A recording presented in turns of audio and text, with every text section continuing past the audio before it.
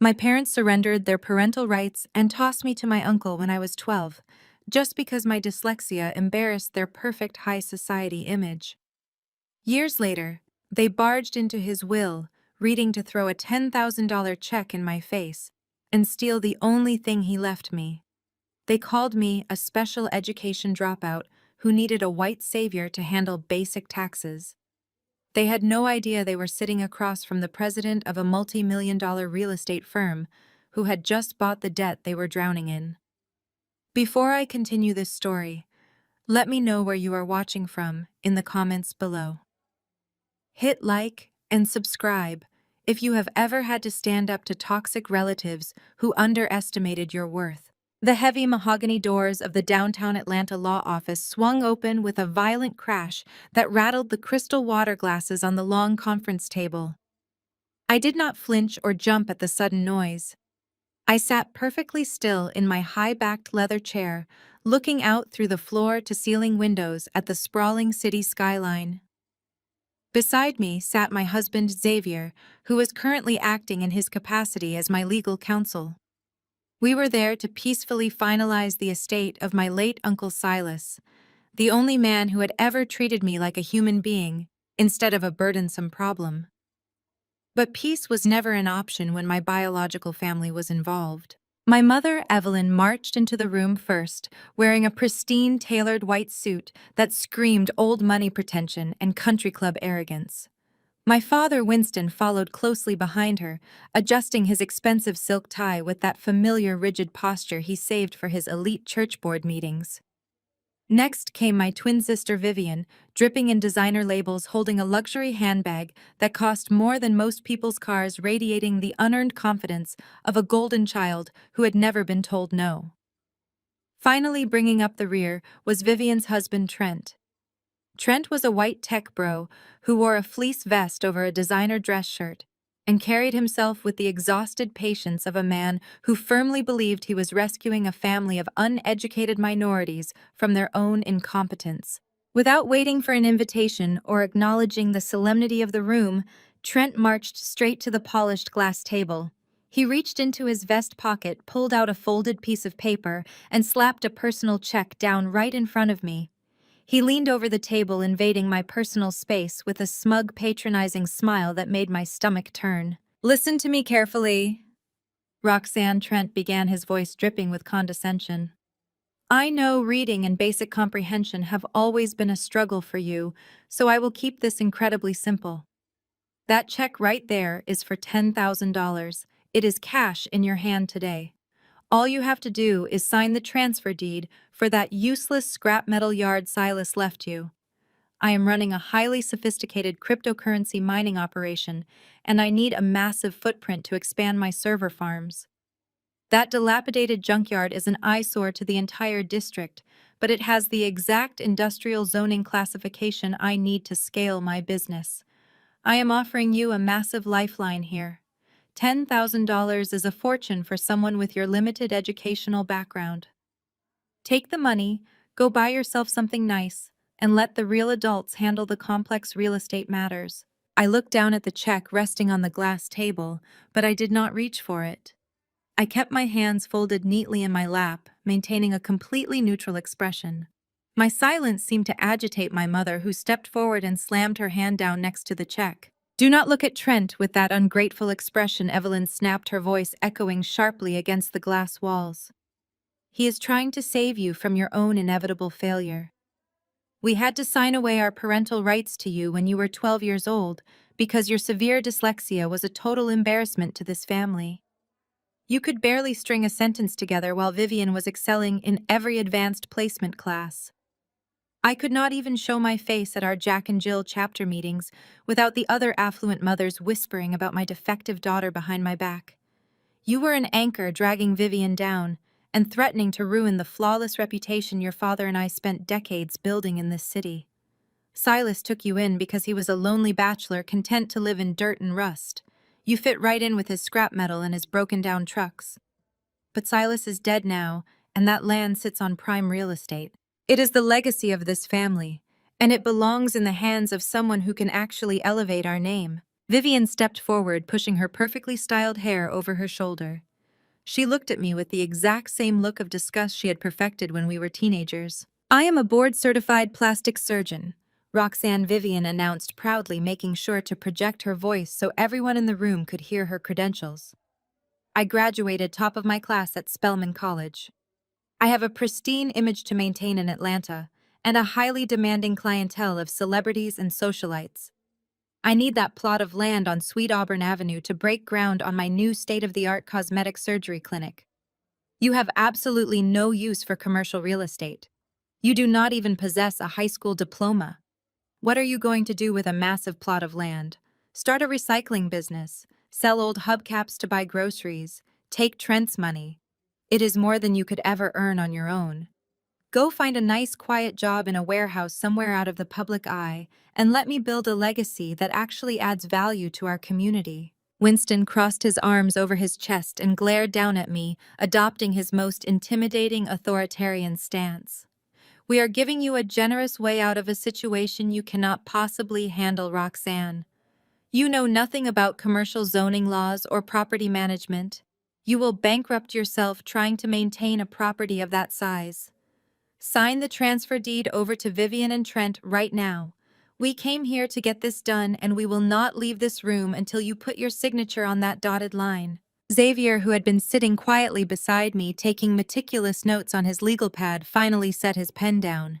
He slowly stood up, buttoning his tailored charcoal suit jacket. He towered over Trent by several inches, and the sudden shift in physical dynamics made my brother-in-law take a nervous step back. Xavier did not raise his voice, but his tone was laced with a chilling professional authority that commanded absolute silence. "Let me introduce myself, since you all barged past the receptionist without bothering to ask who was in the room," Xavier said smoothly. "I am Xavier, and I am not just Roxanne's husband. I am a senior partner specializing in mergers and acquisitions at this firm, and I am acting as her primary legal counsel today. Let me clarify a few legal facts for you, since you seem to be operating under a severe deficit of information. First, this is a closed probate reading. Your presence here constitutes trespassing. Second, the property left to my wife by her late uncle is solely hers by right of survivorship and is not subject to any familial claims or legacy disputes. Third, and most importantly, offering a $10,000 personal check for a commercial parcel of land currently valued in the tens of millions is not a lifeline. It is an insulting attempt at predatory extortion. If you do not remove yourselves from this office immediately, I will have security escort you out, and I will personally file harassment charges against every single one of you before the end of the business day." Trent scoffed, puffing out his chest as he tried to regain his footing against Xavier's overwhelming presence. "You think you can intimidate me with a few legal buzzwords, buddy? I am offering her a fair deal for a toxic asset. She is in way over her head, and you know it." I finally moved. I slowly reached out and picked up the check Trent had thrown on the table. The room went dead silent as they all watched me. I could see the triumphant smirk slowly creeping back onto Vivian's face. She honestly believed I was going to accept the money. She believed that after all these years of building myself up in secret, of training my brain to overcome my dyslexia by studying complex architectural blueprints and municipal zoning codes instead of traditional textbooks, I was still the terrified 12-year-old girl they had thrown away. I held the check up to the light, examining it for a brief moment. Then, holding their collective gaze, I gripped the edges of the paper and tore it straight down the middle. The sound of the tearing paper echoed like a gunshot in the quiet room. I placed the two halves together and tore them again, turning the $10,000 lifeline into 4 worthless pieces of confetti. I let the pieces flutter out of my hands and drop onto the pristine glass table. "I do not need your money, Trent," I said, my voice steady and dangerously calm. "And I certainly do not need your condescending advice on how to manage my own assets. You walked in here assuming I was uneducated and helpless, because that is the comfortable lie this family has been telling themselves to justify abandoning me. But you made a massive miscalculation. Uncle Silas did not leave me a junkyard. He left me a strategic commercial parcel that sits dead center in the most lucrative development zone in the city, and I am not selling it to you or anyone else. Trent's face turned violently red, his illusion of control shattering completely. He slammed his fist down on the table, leaning in close. "You stupid, arrogant girl!" he screamed, his voice cracking with rage. "You think you are so smart. You think you won. I did the background check on that property before we came here. That junkyard has hundreds of thousands of dollars in unpaid municipal tax liens attached to it. The city of Atlanta is moving to seize the land for back taxes tomorrow morning. You do not have the liquid capital to pay off those liens. By the end of the week, the government is going to auction off that land to the highest bidder, and my holding company is going to buy it for pennies. You just threw away the only cash you will ever see." I stood up slowly, smoothing down the front of my silk dress. I looked at my mother, who was staring at me with a mixture of shock and disgust. I looked at Vivian, whose smug smile had been replaced by nervous confusion. Then I looked dead into Trent's panicked, furious eyes. "You really should have done a deeper dive during your due diligence, Trent," I said, flashing him a cold, brilliant smile. "You are right about one thing. The city was preparing to seize the property for back taxes. But they are not seizing it tomorrow because those liens no longer exist. They were paid in full yesterday afternoon by a private equity firm." Trent blinked, trying to process the information. "Private equity firm? What are you talking about?" I picked up a heavy black folder from the table and tossed it directly at his chest. He fumbled to catch it, opening the cover to see a stack of official municipal transfer documents. "I am the founder and president of Crestview Partners," I said, watching the blood completely drain from his face. "My husband and I did not just pay off the back taxes on Silas's land. We bought the municipal debt of the entire commercial district. The city is not auctioning off anything. I own the land. I own the zoning rights. And based on the financial disclosures you submitted to the planning committee last month, I am also the new primary creditor holding the debt for your failing cryptocurrency company. You wanted to play real estate mogul with the special education dropout Trent. Welcome to the major leagues." The heavy glass doors of the conference room clicked shut behind Xavier and me, leaving the suffocating silence of my biological family behind us. I did not look back. I kept my posture perfectly straight and my chin elevated as we walked side by side down the corridor of the law firm. The plush carpet absorbed the sound of our footsteps, but my mind was already racing ahead to the next inevitable collision. My parents and my sister were cornered animals now, and cornered animals always lash out. We stepped into the private elevator, and Xavier pressed the button for the underground parking garage. He reached out and gently took my hand, intertwining his fingers with mine. His touch was warm and grounding, a stark contrast to the cold hostility we had just endured. We walked out to the waiting Maybach and settled into the leather seats. The engine purred to life, but before Xavier could even pull out of the parking space, my phone screen lit up with a rapid succession of notifications. It was not just one or two alerts. My phone was vibrating continuously, a relentless buzz against the center console. I picked up the device and unlocked the screen. The notifications were flooding in from every major social media platform. Mentions, direct messages, and shared links were multiplying by the second. I opened the most shared link and found myself staring at the pristine, perfectly lit face of my twin sister. Vivian had wasted absolutely no time. She must have recorded this the moment they realized their extortion attempt at the notary office had failed. She was sitting in what looked like her luxury cosmetic surgery consultation room. She was wearing her crisp, white, embroidered doctor's coat, a visual prop designed to immediately establish authority and trust with her wealthy Atlanta audience. Her hair was styled to look effortlessly flawless, but her expression was carefully crafted into a mask of deep, tragic concern. I pressed play and turned the volume up so Xavier could hear it over the quiet hum of the car engine. "Hello, everyone," Vivian began, her voice trembling with just the right amount of manufactured sorrow. "As a medical professional, I have dedicated my life to healing and helping others. But today, I have to speak about a tragedy much closer to home. It breaks my heart to make this public, but my family is currently dealing with a severe crisis. Many of you know my twin sister, Roxanne. What you do not know is that Roxanne has always struggled. Growing up with severe learning disabilities and behavioral issues, left her incredibly vulnerable. And unfortunately, she has chosen a very dark path. Recently, she has fallen into severe substance abuse. I let out a soft, humorless laugh at the sheer audacity of her lies. Vivian paused in the video, reaching up to elegantly dab at the corner of her completely dry eye. The performance was sickeningly perfect. She looked directly into the camera, projecting the image of a heartbroken but dutiful sister. Our beloved Uncle Silas passed away recently. Vivian continued, her voice dropping an octave for dramatic effect. In his final months, his cognitive decline was severe. He was not in his right mind.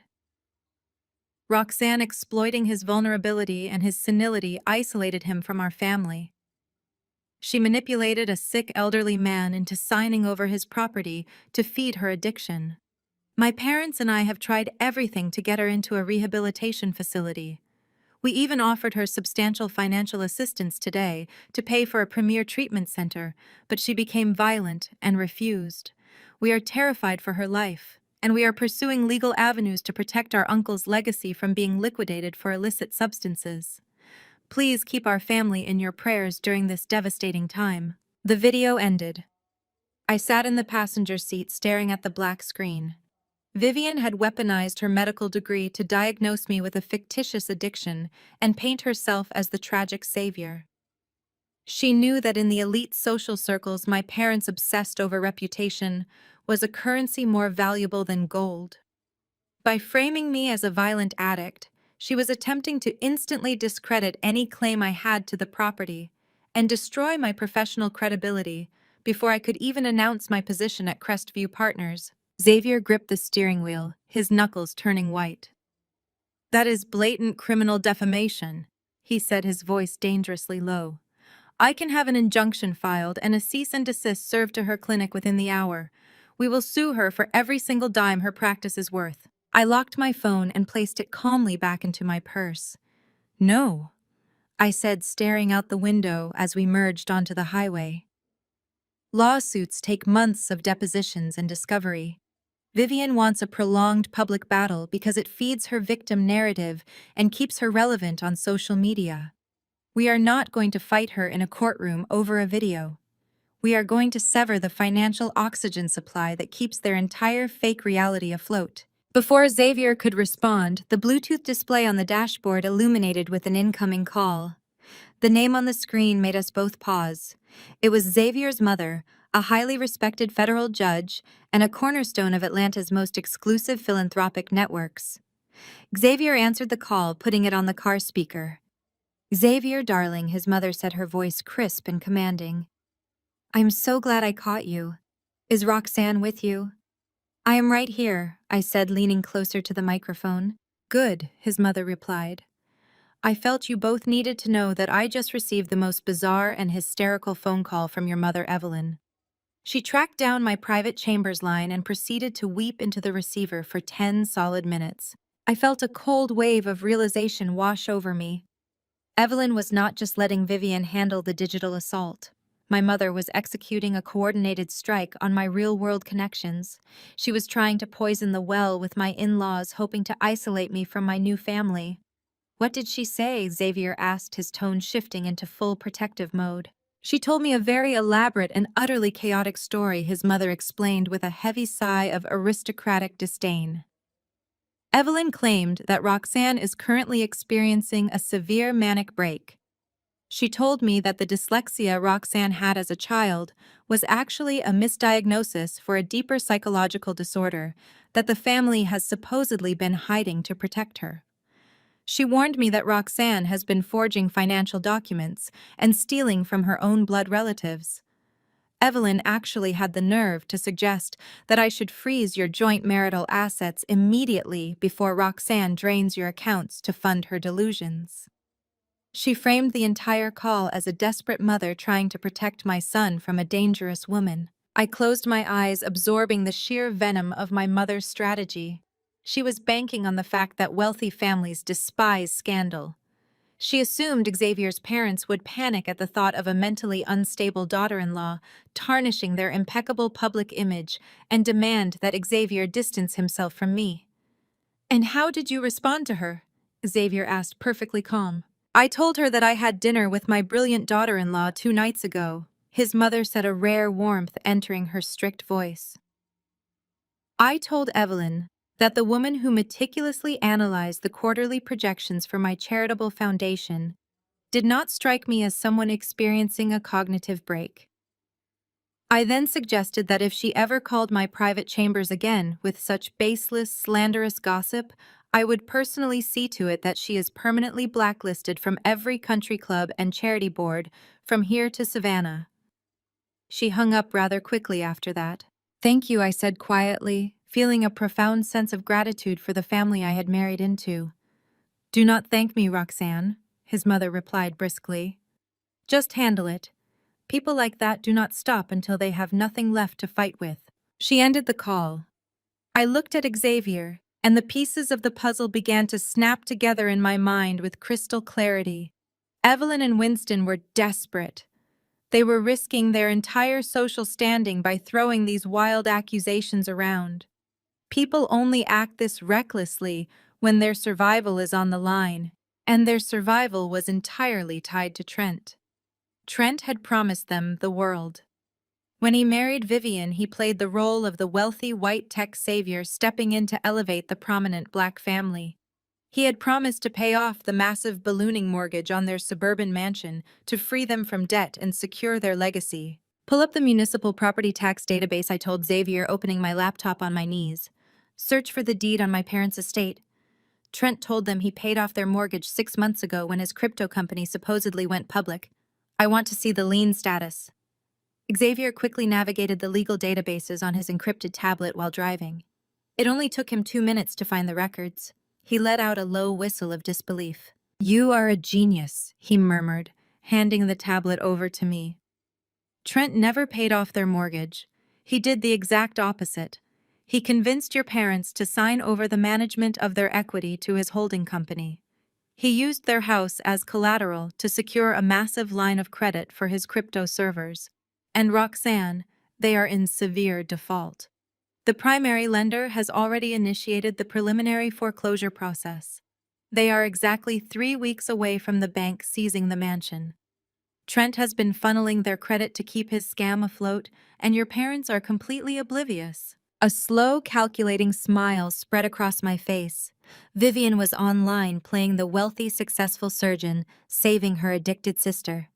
Evelyn was on the phone playing the tragic society mother protecting her family from a mentally unstable daughter. And all the while they were sitting in a house they no longer owned, drowning in debt created by the man they worshipped. Turn the car around, I said, closing the laptop. We are not going home. We are going to the regional headquarters of Vanguard Financial. Vanguard Financial was the lending institution that held the debt on my parents' estate. It was a massive corporate bank that dealt in high-level commercial and residential lending. When Xavier and I walked into the sleek marble lobby, we did not ask to speak to a teller. Xavier bypassed the reception desk entirely and used his firm credentials to immediately summon the regional vice president of distressed assets. We were escorted into a glass-walled corner office. The vice president, a balding man named Sterling, looked nervous as Xavier laid out his business card and my identification. I am acting as the primary investor for Crestview Partners, I told Sterling, taking a seat across from his massive desk. You currently hold a severely delinquent residential mortgage under the names Evelyn and Winston. The account is currently managed by a holding company owned by Trent. I am aware that the property is in the preliminary stages of foreclosure. I am not here to negotiate a payment plan. I am here to purchase the debt entirely and assume immediate legal possession of the deed. Sterling blinked, pushing his glasses up his nose. Miss Roxanne, purchasing a distressed asset of this magnitude directly from the lending institution requires significant liquid capital. This mortgage, including the defaulted credit lines attached by the holding company, exceeds $2.5 million. The typical protocol involves waiting for the public auction. I do not wait for public auctions, I replied, my voice completely devoid of emotion. And I do not deal in electronic promises today. I pulled out my phone and dialed my chief financial officer at Crestview Partners. I gave him a single direct order. I need a secure armored transport dispatched from our private vault reserves to the Vanguard Financial Regional Headquarters immediately. Bring 2.5 million in certified cash equivalents and physical bank drafts. We are executing a hostile assumption of a distressed deed. Sterling stared at me as if I had just grown a second head. An armored truck, he stammered. That is highly irregular. We prefer wire transfers. My sister is currently telling the entire city of Atlanta that I am a destitute drug addict, I explained calmly, folding my hands on his desk. My mother is telling federal judges that I am experiencing a manic financial breakdown. A quiet wire transfer does not correct that narrative. I want the physical manifestation of my capital parked right outside your lobby windows. I want your bank to count it. And then I want the deed to my parents' house transferred entirely into the name of my trust. 45 minutes later, a heavy armored truck pulled up to the front doors of the bank. Two armed guards walked into the lobby carrying heavy, secure briefcases containing certified cash drafts and banded currency, completely bypassing the standard digital bureaucracy. The visual impact was absolute. Sterling, sweating profusely, scrambled to expedite the legal paperwork. Within the hour, the signatures were verified, the funds were deposited into the bank's holding accounts, and the original mortgage was completely wiped out. I walked out of that bank holding the physical deed to the house my parents lived in.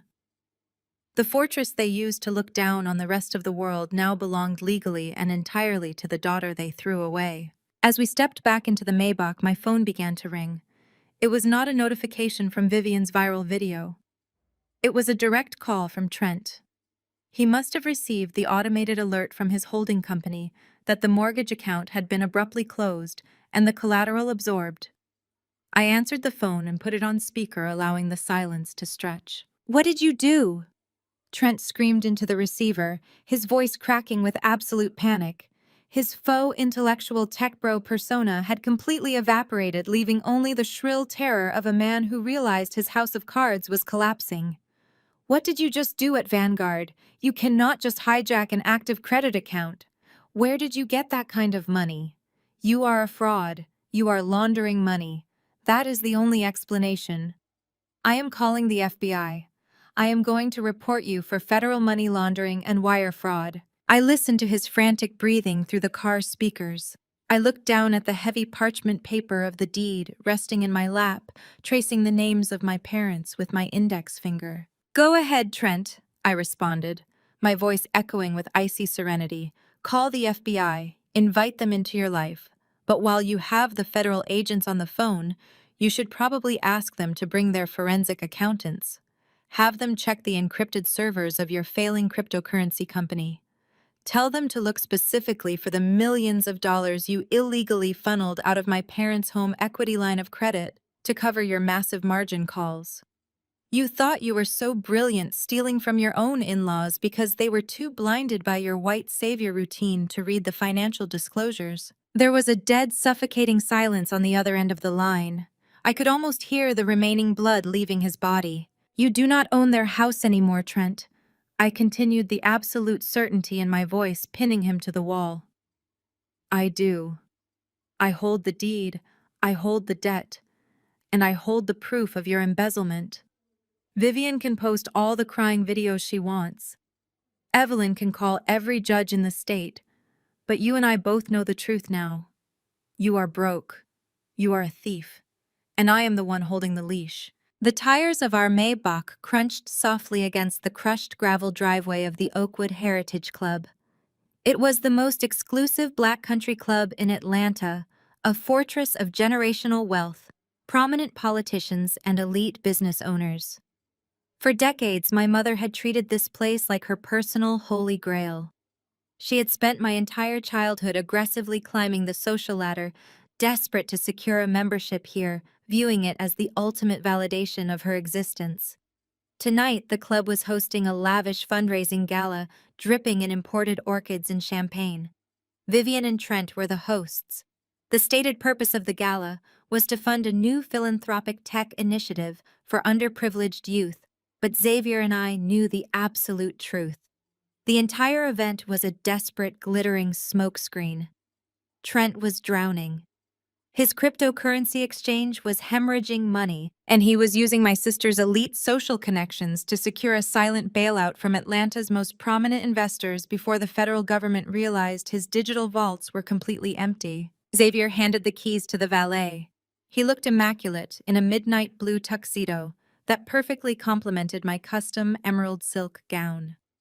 We walked through the grand mahogany double doors, stepping into a foyer, bathed in the warm glow of crystal chandeliers. The sound of a live jazz quartet drifted from the main ballroom.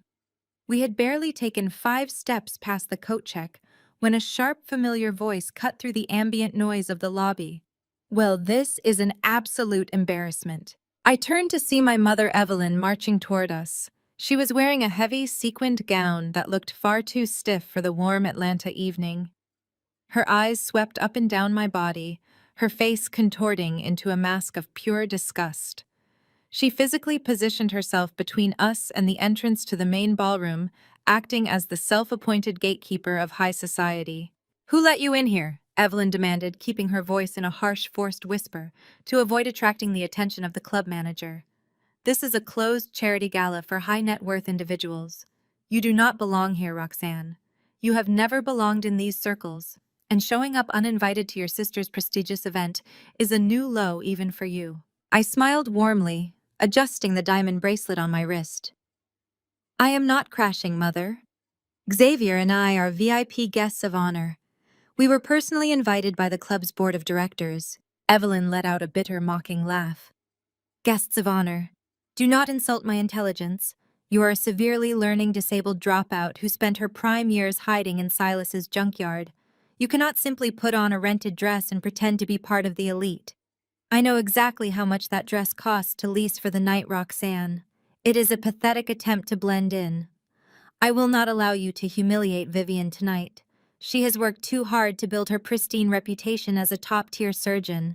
She is entertaining federal senators and venture capitalists in that room.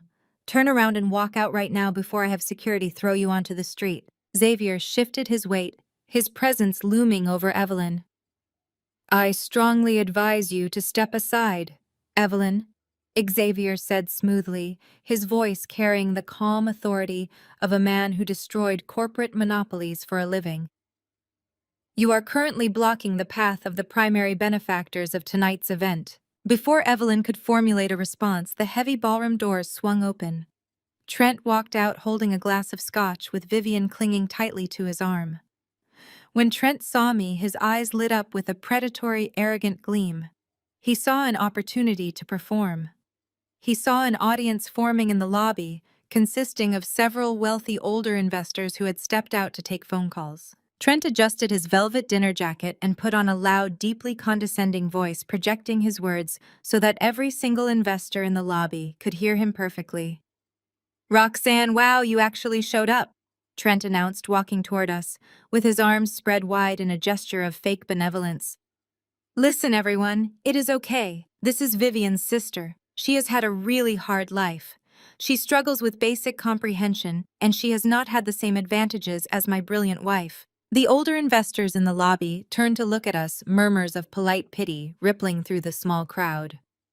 Trent soaked up their attention like a sponge, playing the role of the incredibly generous, wealthy white savior, stooping down to rescue his tragic, uneducated black sister-in-law. "I know you are probably desperate for cash right now," Trent continued, stepping closer to me.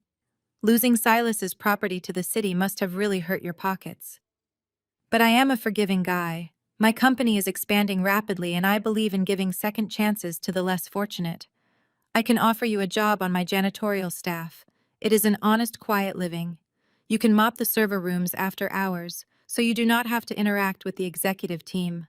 I will even advance you your first paycheck, so you can return that dress to the rental boutique before they charge you a late fee." Vivian chimed in, resting her head against Trent's shoulder and looking at me with absolute contempt. "You really should take his offer, Roxanne. Trent is being far more generous than you deserve. You cannot keep leeching off our family's good name. Take the mop and bucket. It is the only honest work you are qualified to do." I did not break eye contact with Trent. I let his words hang in the air, allowing the profound silence of the lobby to amplify his arrogance. Then I raised my right hand and caught the eye of a senior waiter standing near the bar. The waiter immediately abandoned his station, walked swiftly across the lobby, and handed me a thick leather-bound dossier. I took the dossier and thanked him politely. I turned my attention away from my family and looked directly at the wealthy investors who had gathered to watch Trent's little performance. "Gentlemen," I said, my voice ringing out clear, steady, and commanding. Since Trent is so eager to discuss his rapidly expanding company in a public forum, I think it is only fair that his potential investors get a complete look at his actual financial portfolio. Trent's smug smile faltered slightly, but he tried to maintain his confident posture. "What is this, Roxanne?" he scoffed. "Did you print out some fake internet articles?" I opened the dossier. "No, Trent.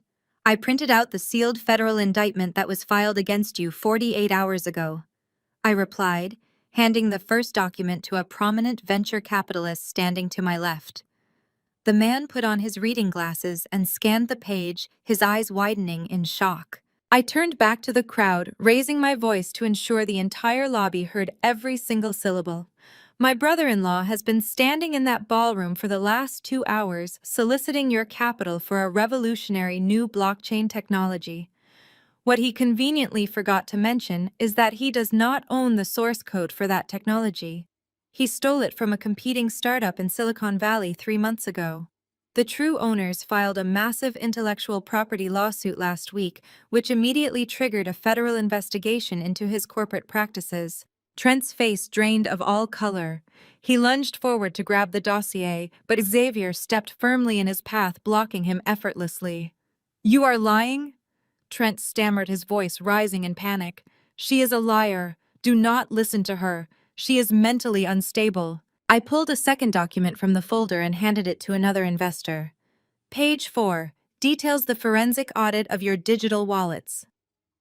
Trent, your servers are completely empty. You have been running a highly sophisticated Ponzi scheme using the funds of new investors to pay off the massive margin calls from your early backers. Your company has zero liquidity. You came to this prestigious country club tonight to beg for money from the very community you mock behind closed doors, hoping you could secure enough capital to flee the country before the Securities and Exchange Commission freezes your passports." The lobby descended into absolute chaos. The investors began talking over each other, their faces red with outrage.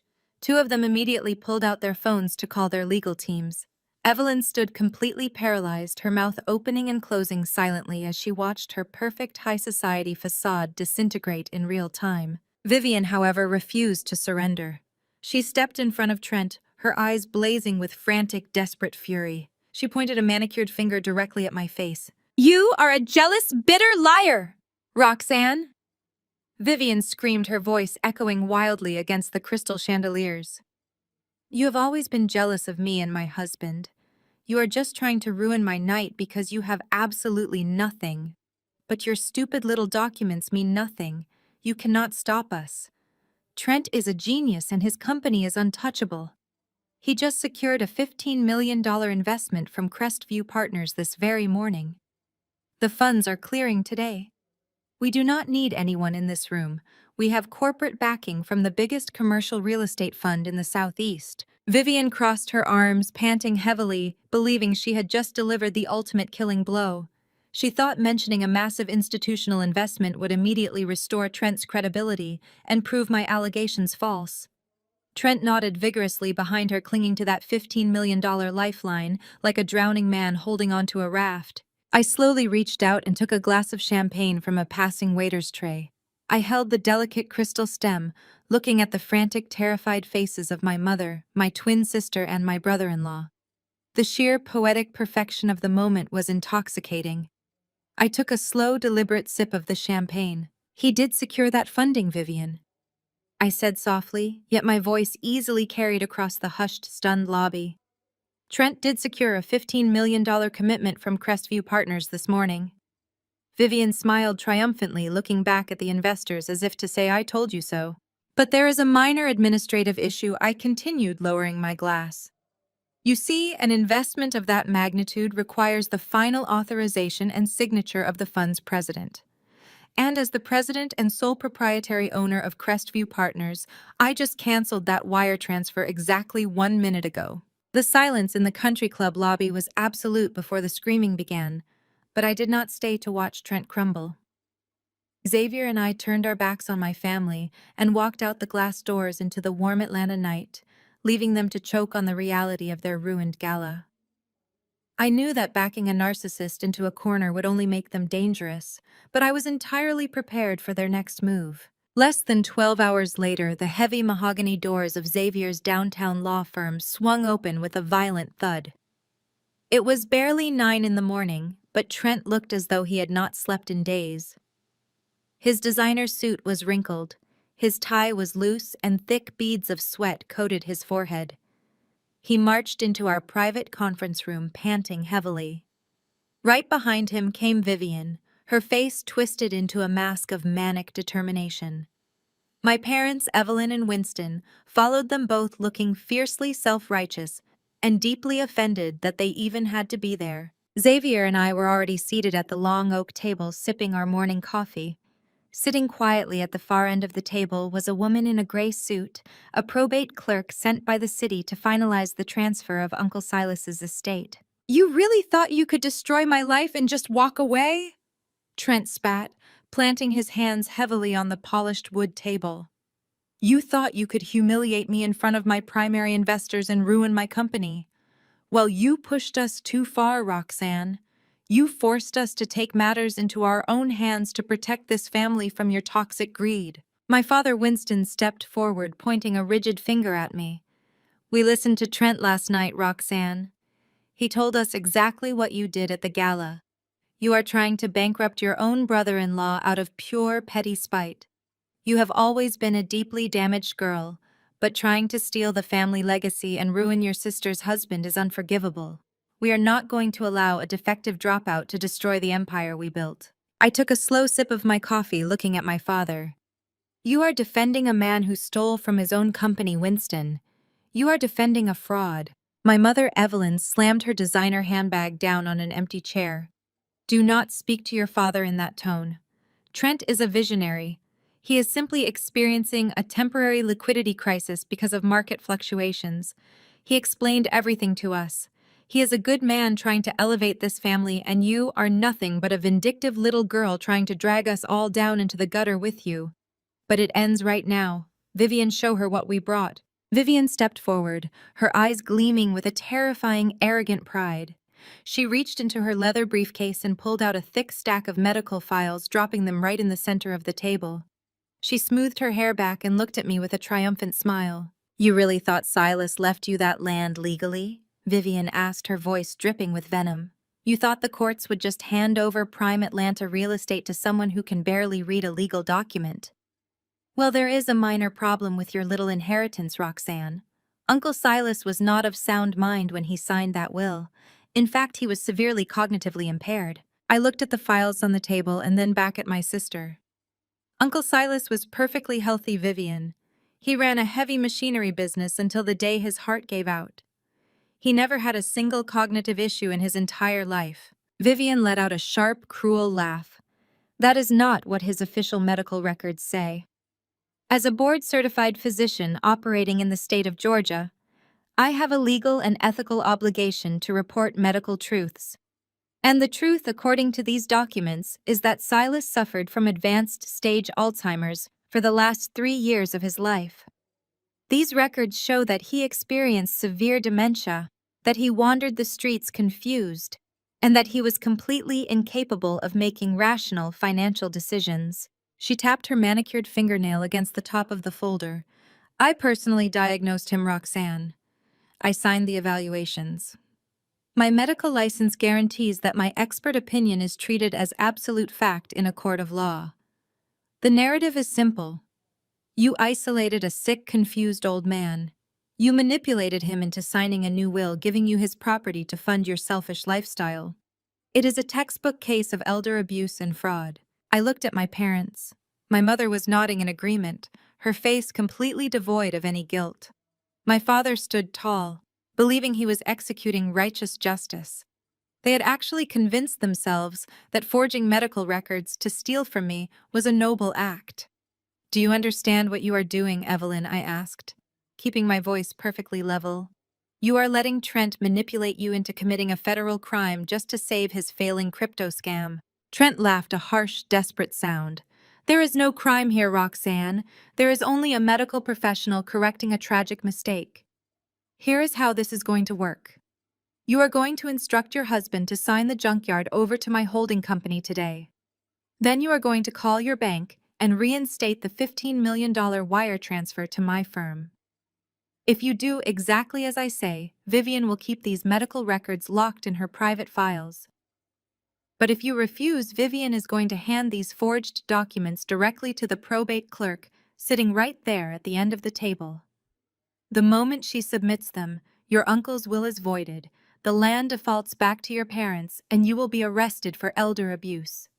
You will go to federal prison, Roxanne. Xavier leaned forward, resting his elbows on the table. His face was dangerously calm. Dr. Vivian, he said, his voice smooth and precise. As an officer of the court, I have a duty to inform you that submitting falsified medical records to a probate clerk is a severe felony. You are risking your medical license, your freedom, and your entire future for a man who is already under federal investigation. Vivian scoffed, rolling her eyes at my husband. Please, Xavier, spare me the legal intimidation. I am a top-tier surgeon from Spelman. I have an immaculate reputation in this city. No judge in Atlanta is going to believe a dyslexic failure over a respected medical professional. My word is law. My mother crossed her arms, looking at me with that familiar deep disappointment. You brought this on yourself, Roxanne. We always knew you were a mistake. You were born broken, and you have been a burden on this family since the day we had to send you away. Silas was a fool to leave you anything, and we are simply correcting a historical error. Sign the land over to Trent and go back to whatever miserable life you were living before you decided to bother us. Before I could respond, the heavy oak door connecting Xavier's office to our private family lounge clicked open. The soft sound made my mother turn her head. What she saw completely paralyzed her. My son Miles, who was 8 years old, walked into the room wearing a miniature tailored navy blazer and carrying a thick hardcover book on marine biology. Right behind him came my 6-year-old daughter Harper, wearing a pristine plaid skirt and a cashmere cardigan, holding a small wooden violin case. They walked with the quiet, confident grace of children who had been raised in an environment of absolute love and boundless opportunity. Miles looked up and smiled brightly. "Excuse me, Dad," he said, his vocabulary sharp and clear. "My tutor says it is time for our advanced mathematics lesson, but we wanted to say good morning to Mom first." Harper ran over to me, wrapping her small arms around my waist. "Good morning, Mommy," she said, kissing my cheek. "I practiced my cello scales just like you asked." I kissed the top of her head, smoothing her hair. "Thank you, my darling, you did wonderfully." The silence in the conference room was suffocating. Evelyn stared at my children as if she had just seen a ghost. Her mouth fell open, her eyes wide with absolute shock. For her entire life, my mother had built her social identity around the concept of perfect bloodlines and elite grandchildren. She had constantly bragged to her country club friends about the beautiful, brilliant children Vivian would one day provide. But Vivian was childless, her marriage a toxic sham built on lies. And here, standing in the middle of a high-rise law firm, were my children. They were beautiful, perfectly mannered, and clearly highly educated. They shattered the entire narrative my parents had built around me. They proved that I was not a broken, defective outcast living in a gutter. I was a mother to heirs of a massive fortune, raising brilliant children in a world of wealth my parents could only dream of. Evelyn took a shaky step forward, extending a trembling hand toward my daughter. You have children," she whispered, her voice cracking with an emotion she could not contain. They are so beautiful." "Hello, little ones. I am your grandmother." Miles stepped back politely but firmly, placing himself between my mother and his sister. "No, thank you, Mom," he said in a very calm, respectful tone. "Our grandmother is sitting right there." He pointed to a framed photograph on Xavier's desk, showing Xavier's mother, the federal judge, reading them a story. "We do not know who you are." The rejection hit Evelyn like a physical blow. She staggered back, clutching her chest, the illusion of her superiority crumbling into dust. Winston stared at my son, completely speechless, unable to reconcile the brilliant young boy with the failure he had always believed me to be. But Vivian was not humbled. The sight of my perfect family, the realization that I had everything she had ever wanted, sent her into a blind, jealous rage. Her face contorted with absolute fury. She grabbed the stack of forged medical records from the table and marched aggressively toward the probate clerk sitting in the corner. "Ignore them," Vivian screamed, her voice shrill and desperate. "They are just trying to distract us. I am submitting these medical records officially right now. I am formally challenging the mental competency of Silas. I want this will voided immediately, and I want a warrant issued for Roxanne's arrest." Xavier did not stop her. I did not stop her.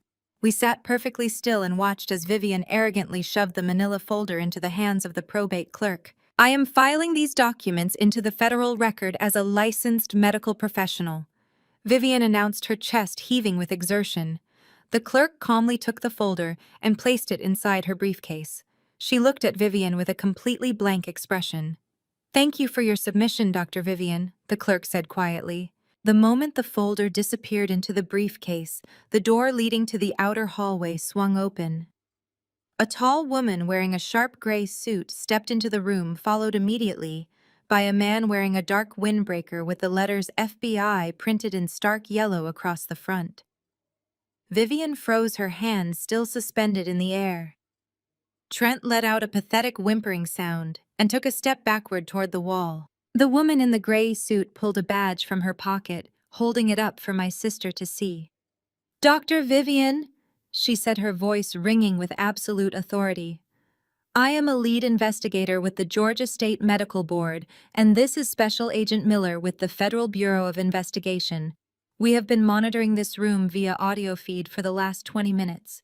You just knowingly submitted forged medical documents to a federal probate clerk, attempting to extort a private citizen and manipulate an estate transfer.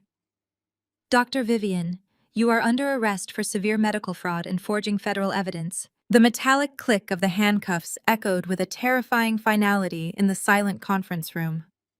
Vivian stared at her restrained wrists in absolute disbelief, her perfect surgical mask shattering into a mess of wide eyes and trembling lips. The federal agent secured the metal cuffs, pulling my sister's arms behind her back with a swift professional motion that completely ignored her designer white coat. "This is a mistake," Vivian shrieked, her voice pitching into a hysterical frequency that made the glass windows vibrate. "I am a board-certified plastic surgeon. I am a pillar of the Atlanta medical community. You cannot do this to me. I have federal senators on my client list." The investigator from the medical board looked at her with an expression of pure clinical disgust. "You are a disgrace to the medical profession, Vivian," she said calmly. "You leveraged your medical license to issue a fraudulent psychiatric and cognitive evaluation against a deceased man. You did this to facilitate the theft of a multi-million-dollar estate. Your medical license has been suspended effectively immediately, pending a permanent revocation hearing. You have the right to remain silent, and I strongly suggest you use it." Evelyn let out a sound that I could only describe as a dying animal. My mother clutched her chest, her perfectly manicured fingernails digging into the expensive fabric of her dress. She stumbled backward, her knees buckling beneath her. Winston reached out to catch her, but he was trembling so violently that they both nearly collapsed onto the plush carpet. "This cannot be happening," Evelyn wailed, staring at the federal agents. "She is a doctor. She is a good girl. Roxanne is the one you should be arresting. Roxanne is the criminal." The FBI agent did not even bother to look at my mother. He gripped Vivian by the bicep and began walking her toward the heavy oak doors. Vivian thrashed against his grip, turning her head frantically to search the room. Her eyes locked onto Trent, who had plastered himself against the far wall, trying to blend into the expensive wallpaper. "Trent, do something!" Vivian screamed, tears finally ruining her flawless makeup. "Call the lawyers. Call your investors. Tell them this is a misunderstanding. Tell them Roxanne set us up." Trent looked at his wife and then looked at the federal agent. He pressed his hands flat against the wall and slowly shook his head. "I do not know what she is talking about," Officer Trent said, his voice high and pathetic. "I had nothing to do with those medical records. That was entirely her idea. She told me she evaluated her uncle legally. I am just a victim of her medical malpractice." Vivian stopped struggling. The betrayal hit her with such physical force that she physically sagged against the agent. Her own husband, the man she had worshipped and funded with my parents' stolen equity, had thrown her to the wolves without a second's hesitation. The agent pulled her out of the room, her sobs echoing down the hallway, until the heavy doors clicked shut. Xavier smoothly escorted Miles and Harper out through our private family lounge, ensuring they were completely shielded from the pathetic breakdown of the people who shared our blood. I sat at the head of the oak table, sipping my coffee, and watched my parents process the destruction of their golden child.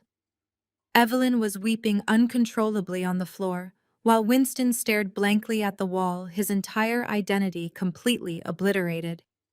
I stood up, smoothed my skirt, and walked out, leaving them to choke on the ashes of their ruined empire. 72 hours passed.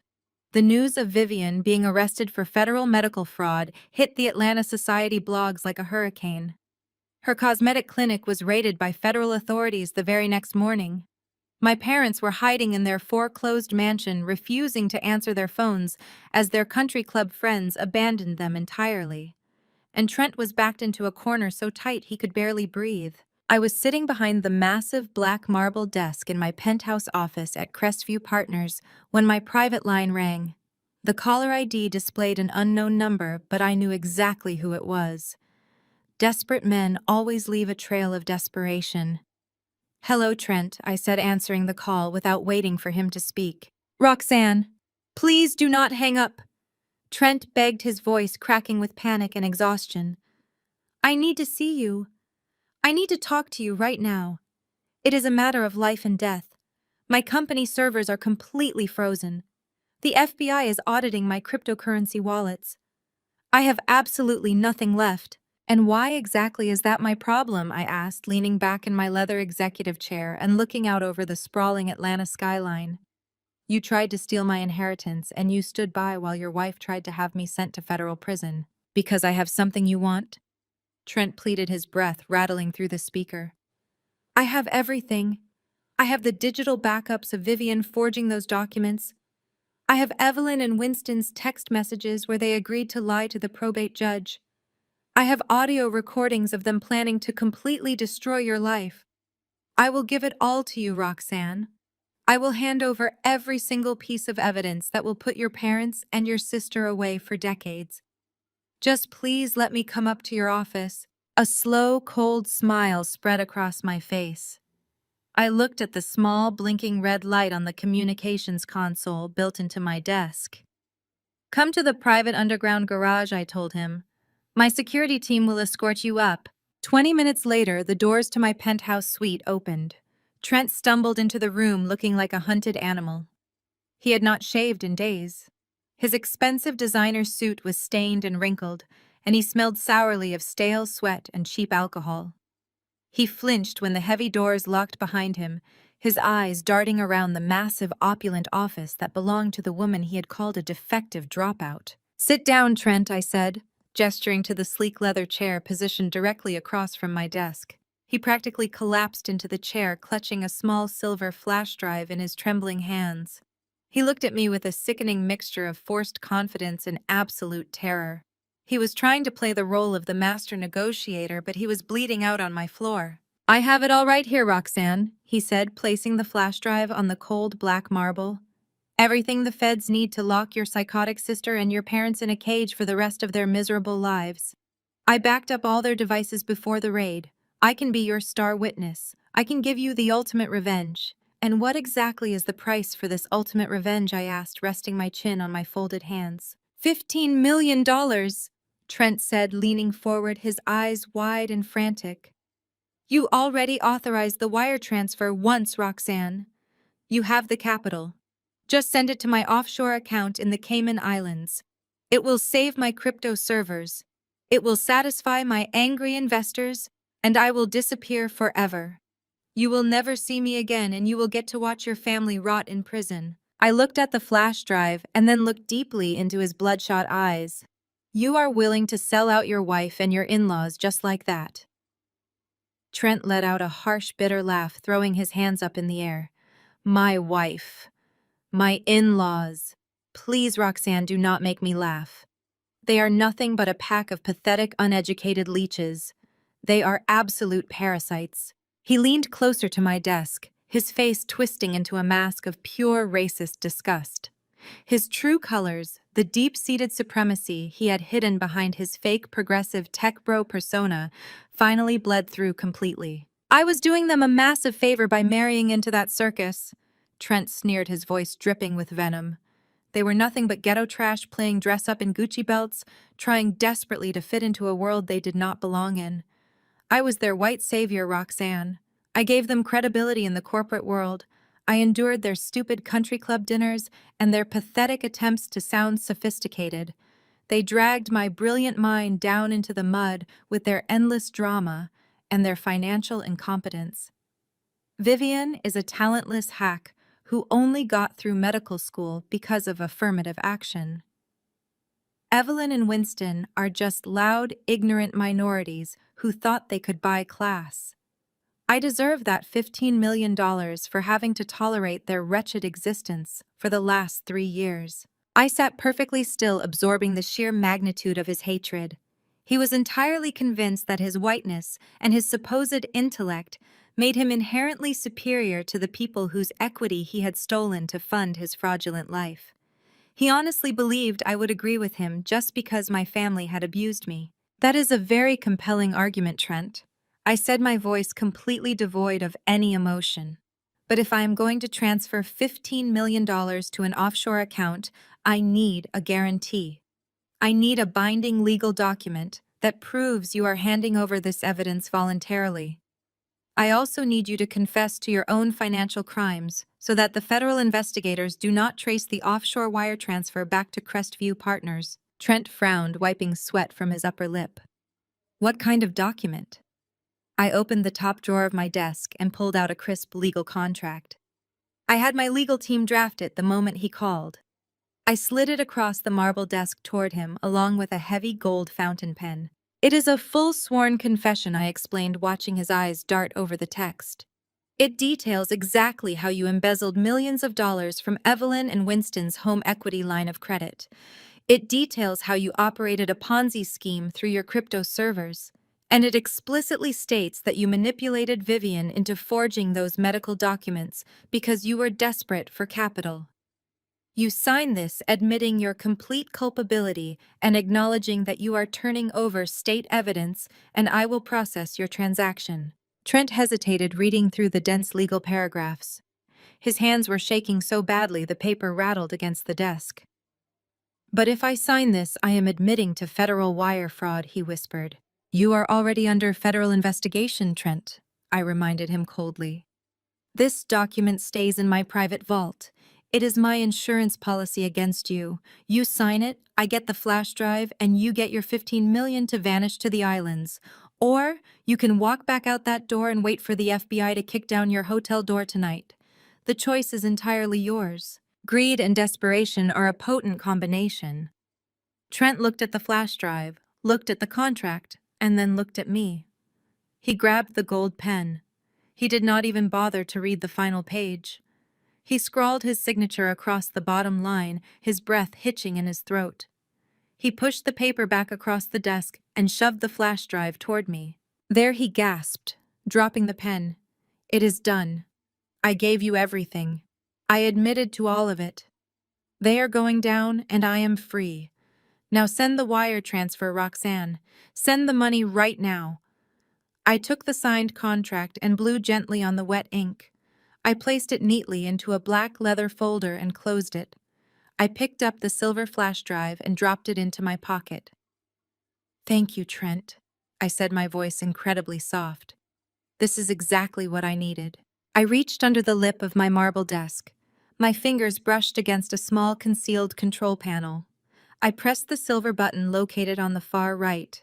The lighting in my office instantly dimmed. Behind Trent, the massive soundproof wall panels began to hum. Trent spun around in his chair, his eyes wide with confusion as a massive state-of-the-art digital monitor slowly descended from the ceiling. The screen flickered to life, illuminating the dark office with a harsh blue glow. Trent let out a strangled gasp and stood up, backing away from the monitor as if it were on fire. The screen was split into two separate high-definition video feeds. On the left side of the screen sat Vivian. She was no longer wearing her pristine white doctor's coat. She was wearing a drab, oversized gray jumpsuit sitting in a sterile concrete room at the federal holding facility. A corrections officer stood visible just behind her shoulder, indicating this was a strictly supervised legal call. On the right side of the screen sat Evelyn and Winston. They were huddled together on a cheap fabric sofa in what looked like a budget motel room, their faces drawn and gray with exhaustion and absolute despair. I had been live streaming the entire meeting directly to them. The high-fidelity microphones hidden in my desk had picked up every single syllable. They had heard Trent beg for money. They had heard him hand over the evidence to destroy their lives. And most importantly, they had heard every single racist, degrading, and venomous word he had used to describe them. Trent stood frozen in the middle of my office, his mouth hanging open in a silent scream. Vivian leaned closer to the camera in her holding cell. Her eyes were completely hollowed out, but the rage radiating from her face was absolute. She stared at the man she had destroyed her own sister for the man she had sacrificed her medical license to protect. "You called us leeches," Vivian whispered, her voice carrying through the surround sound speakers of my office like a physical blade. "You called me a talentless hack. You used us. You stole from us. And then you came crawling to her to sell us out." Evelyn was sobbing uncontrollably on the other side of the screen, burying her face in her hands. Winston simply stared at the monitor, looking like a man who had just realized his entire life was a meaningless joke. "Roxanne, please," Trent stammered, turning back to me and falling to his knees. "Please, you cannot do this. You promised me the money. You promised me the wire transfer. We have a contract." I stood up from my desk, towering over him as he kneeled on my floor. I looked down at the pathetic broken man who had tried to play God with my family. "We do have a contract, Trent," I said, my voice echoing in the quiet room. "A fully signed, legally binding confession to federal wire fraud, embezzlement, and conspiracy. A confession that I am now legally obligated to turn over to the FBI agents waiting in the lobby downstairs." I walked around the desk and looked directly at the monitor. I looked at Vivian in her prison jumpsuit. I looked at my parents sitting in their cheap motel, stripped of their mansion and their dignity. They had thought I was the failure. They had thought Trent was their savior. "Enjoy the rest of your lives," I said to the screen. I reached out and pressed the button to end the transmission, severing the connection and plunging the room back into silence. The silence in my penthouse office lingered for a long time after the monitor went dark. Trent was escorted out by my security team, his shoulders shaking with silent sobs as the reality of his signed confession settled over his broken ego. I knew I had snapped the financial spine of their fraudulent operation, but I also knew my mother. Evelyn was a creature of absolute social vanity, and she would not go down quietly in the dark. Stripped of her foreclosed mansion and horrified by the arrest of her golden child, she would desperately seek refuge in the only sanctuary she had left. She would run to the cathedral of public opinion to twist the narrative before the truth could catch up to her. Sunday morning arrived with a crisp breeze that promised a beautiful southern day. The Fellowship Cathedral in downtown Atlanta was not just a church, it was a sprawling corporate empire of faith. It boasted a congregation of over 12,000 members, multiple syndicated television broadcasts, and a board of directors made up of the most elite politicians and business moguls in the state. For my mother, a front-row seat in this massive sanctuary was a status symbol more potent than any diamond necklace. She had spent 2 decades volunteering for every committee and hosting every charity bake sale just to cement her untouchable position near the altar. Xavier and I dressed with meticulous care for the service. I chose a tailored slate gray suit that projected absolute authority and understated wealth, while Xavier wore a charcoal blazer that matched my calm demeanor. We did not sit in the VIP section in the front row where my parents usually held court. We slipped through the heavy oak doors at the back of the auditorium, just as the massive choir finished their final explosive opening hymn. We stood in the shadows near the rear exit watching the high-definition screens suspended above the velvet-draped altar. The head pastor, a charismatic and incredibly wealthy man named Bishop Thomas, took the stage. The crowd quieted immediately, waiting for his booming voice to deliver the morning sermon. But before he could open his leather-bound Bible, he paused and looked down at the front row with an expression of deep, pastoral concern. He announced to the silent room that one of their most devoted parishioners needed the support of the church family during a time of unprecedented spiritual warfare. The massive screens instantly cut to my mother. Evelyn slowly ascended the carpeted steps to the pulpit. She was not wearing her usual vibrant Sunday couture or her expensive imported hats. She had deliberately chosen a plain black dress devoid of any jewelry or flair. She looked intentionally frail and exhausted, playing the role of a grieving mother enduring an unimaginable biblical trial. Winston stood at the bottom of the steps looking down at the carpet, playing the role of the silent, supportive patriarch. Evelyn gripped the edges of the clear acrylic podium and looked out over the sea of 12,000 expectant faces. She began to weep. It was a masterful, theatrical performance honed by years of manipulating everyone around her. She sobbed heavily into the microphone, begging the congregation to form a wall of prayer around our family. She told them a tragic story of a daughter who had lost her way. She did not name me at first, but the implication was crystal clear to anyone who followed the local high society gossip. She spun a horrific tale of a vindictive child who had been corrupted by sudden, unexplained wealth and dark influences. Evelyn claimed this lost daughter had completely abandoned the Lord and was now actively trying to destroy the lives of her own flesh and blood out of pure, unadulterated spite. She cried out that she had tried everything to save me from my own wickedness.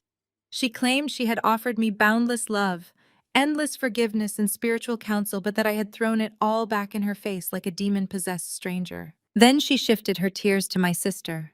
She begged the church to pray for Vivian, who she claimed was currently being persecuted by a corrupt legal system manipulated by my dark money. She painted Vivian as an innocent, brilliant doctor who was framed by a jealous sibling. She painted herself as a martyr standing firm in her faith, while her entire family was under siege by an evil, vindictive force. The congregation was completely captivated. Murmurs of deep sympathy and scattered amens echoed through the cavernous room as women in the pews wiped away their own tears. I looked at Xavier, and he gave me a slow, reassuring nod. I stepped out of the shadows and began to walk down the long center aisle of the cathedral. The sanctuary was massive, and the walk took a full minute. The rhythmic clicking of my heels against the polished marble floor was the only sound I made. But as I moved past the crowded pews, the thousands of congregants slowly turned to look at me. The murmurs of sympathy for my mother died in their throats, replaced by a tense, suffocating silence as they recognized the villain of Evelyn's tragic story, walking calmly toward the altar. Evelyn was wiping her eyes with a pristine white handkerchief when she finally noticed the drastic shift in the room's energy. She looked up from the podium and saw me walking directly toward her. Her face froze completely. The tragic weeping mother routine faltered for a fraction of a second, exposing the sheer animal panic underneath her skin. But she quickly recovered, remembering the cameras broadcasting her every move to thousands of screens. She reached her arms out wide toward me as I climbed the carpeted steps to the altar. "Oh, my sweet, lost girl," Evelyn sobbed loudly into the microphone, hoping to force me into a public reconciliation and trap me in her narrative. "You came back to us. You came to seek forgiveness in the house of the Lord." I did not embrace her. I did not even look at her. I walked straight past her outstretched arms and stepped firmly up to the microphone. Evelyn stumbled backward, her hands dropping to her sides as the entire congregation watched her public rejection broadcast on 50-foot screens. I looked out over the 12,000 people sitting in the pews. I saw the confused, frightened faces of the church elders. I saw Bishop Thomas standing near the choir looking completely uncertain of how to handle this unscripted interruption to his carefully managed service. "I am not lost," I said, my voice perfectly steady and clear, echoing through the massive state-of-the-art sound system. "And I am certainly not here to seek forgiveness from a woman who sold my future to fund her country club lifestyle." The entire cathedral collectively gasped, but I did not stop. "You have all just listened to a very compelling performance by a woman who claims to be a devoted, heartbroken mother." I continued, looking directly at the camera streaming the service. "But since we are standing in a house dedicated to the absolute truth, I think it is only fair that you hear the truth directly from her own mouth." I pulled my phone from my purse. I had prepared this audio file years ago, saving it on multiple secure drives, waiting for the exact right moment to use it. I held the speaker of my phone directly against the pulpit microphone and pressed play. The audio was crisp and undeniably clear.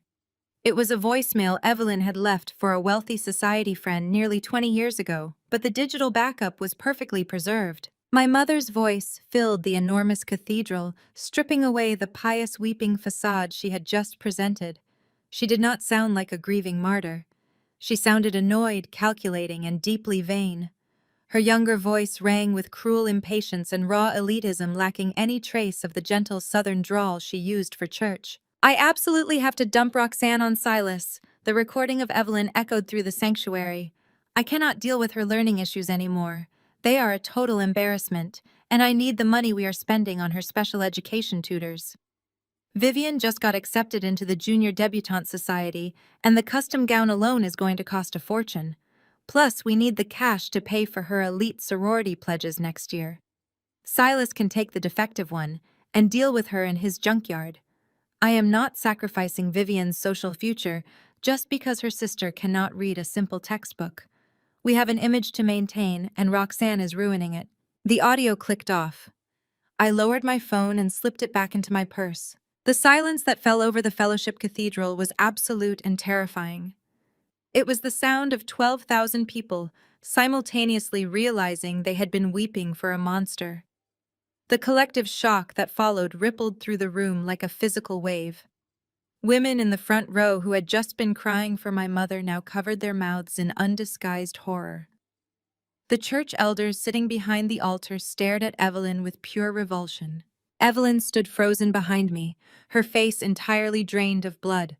The microphone had caught her true voice, her true priorities, and her absolute lack of humanity.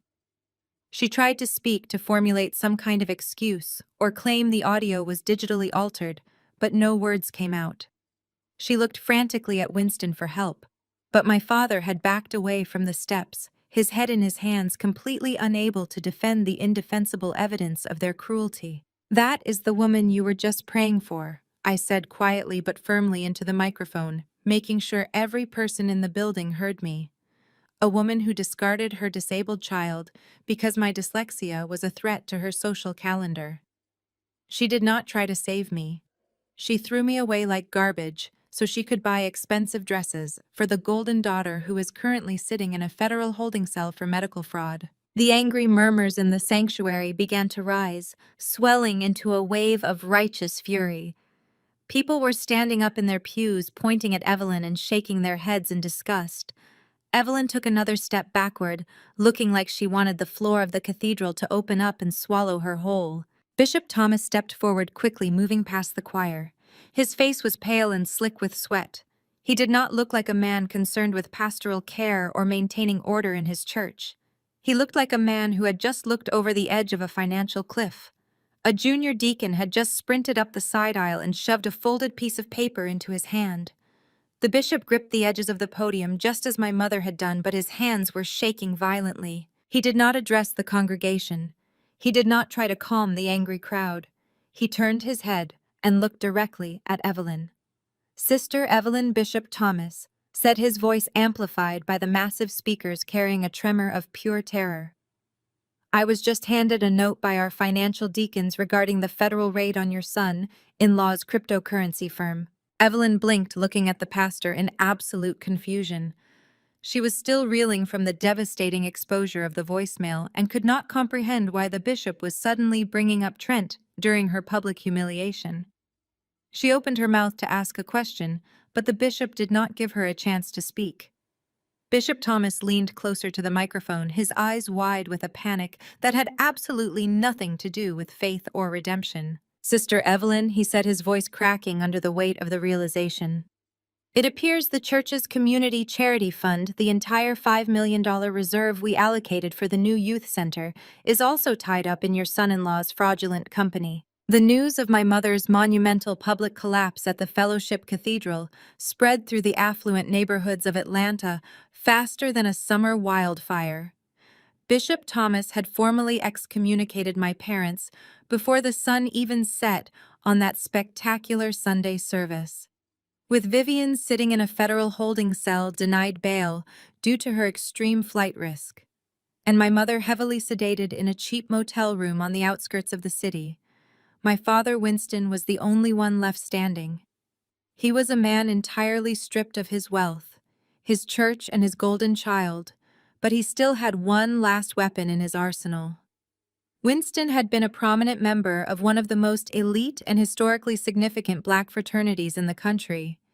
His alumni network from his historically Black college was a deeply entrenched brotherhood of politicians, city planners, and real estate magnates who practically ran the municipal zoning boards in Atlanta. He decided to use this sacred brotherhood to orchestrate my absolute ruin. It started on a Tuesday morning when my chief operating officer at Crestview Partners rushed into my penthouse office. 3 of our major commercial development permits had been inexplicably revoked by the City Planning Committee. Our construction contractors were being denied access to municipal power grids without any formal explanation. 2 of our primary local investors suddenly pulled out of a massive downtown revitalization project, citing unforeseen political pressure and vague threats to their own businesses. Winston was calling in every favor, every blood oath, and every decades-old fraternity connection. He had to construct an invisible brick wall around my company. He wanted to starve me out. He wanted to show me that even without his money, his social influence could still crush my empire. The phone on my desk rang precisely at noon. I did not need to check the caller identification to know who was waiting on the other end of the line. I answered the call and put it on speaker, allowing Xavier to listen from the leather sofa across the room. My father's voice came through the speaker sounding ragged but terrifyingly smug. He did not bother with pleasantries or false affection. He told me that my permits would remain permanently denied and my business would bleed millions of dollars a day until I went to the federal prosecutor and dropped all charges against Vivian. He demanded that I return the deed to his house and sign a public affidavit stating that the entire medical fraud situation was a massive misunderstanding caused by my own incompetence. He told me I had 48 hours to comply, or his brothers on the city council would ensure Crestview Partners never broke ground in the state of Georgia ever again. I looked over at Xavier. My husband did not look worried. He looked like an apex predator who had just spotted his prey limping aimlessly away from the safety of the herd. Xavier stood up and walked over to my desk, his eyes dark and entirely focused. He leaned over the speaker and told my father that blackmailing a federal witness was a severe felony. My father simply laughed, a harsh, grating sound that echoed through the quiet office.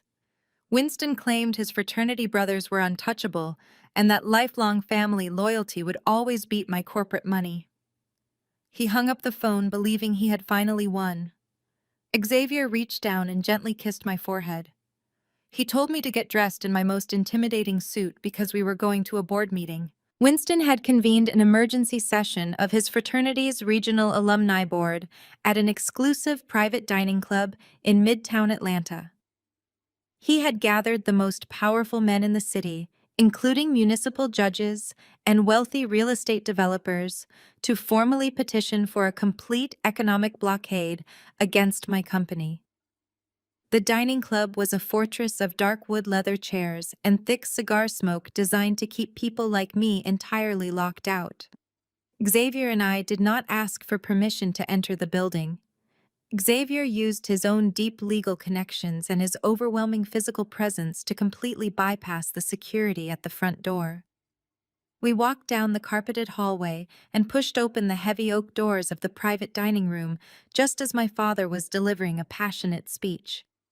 Winston was pacing at the head of the table, talking loudly about loyalty, respect, and how his ungrateful daughter was trying to destroy an honorable family out of pure spite. The room went completely silent as Xavier and I stepped inside.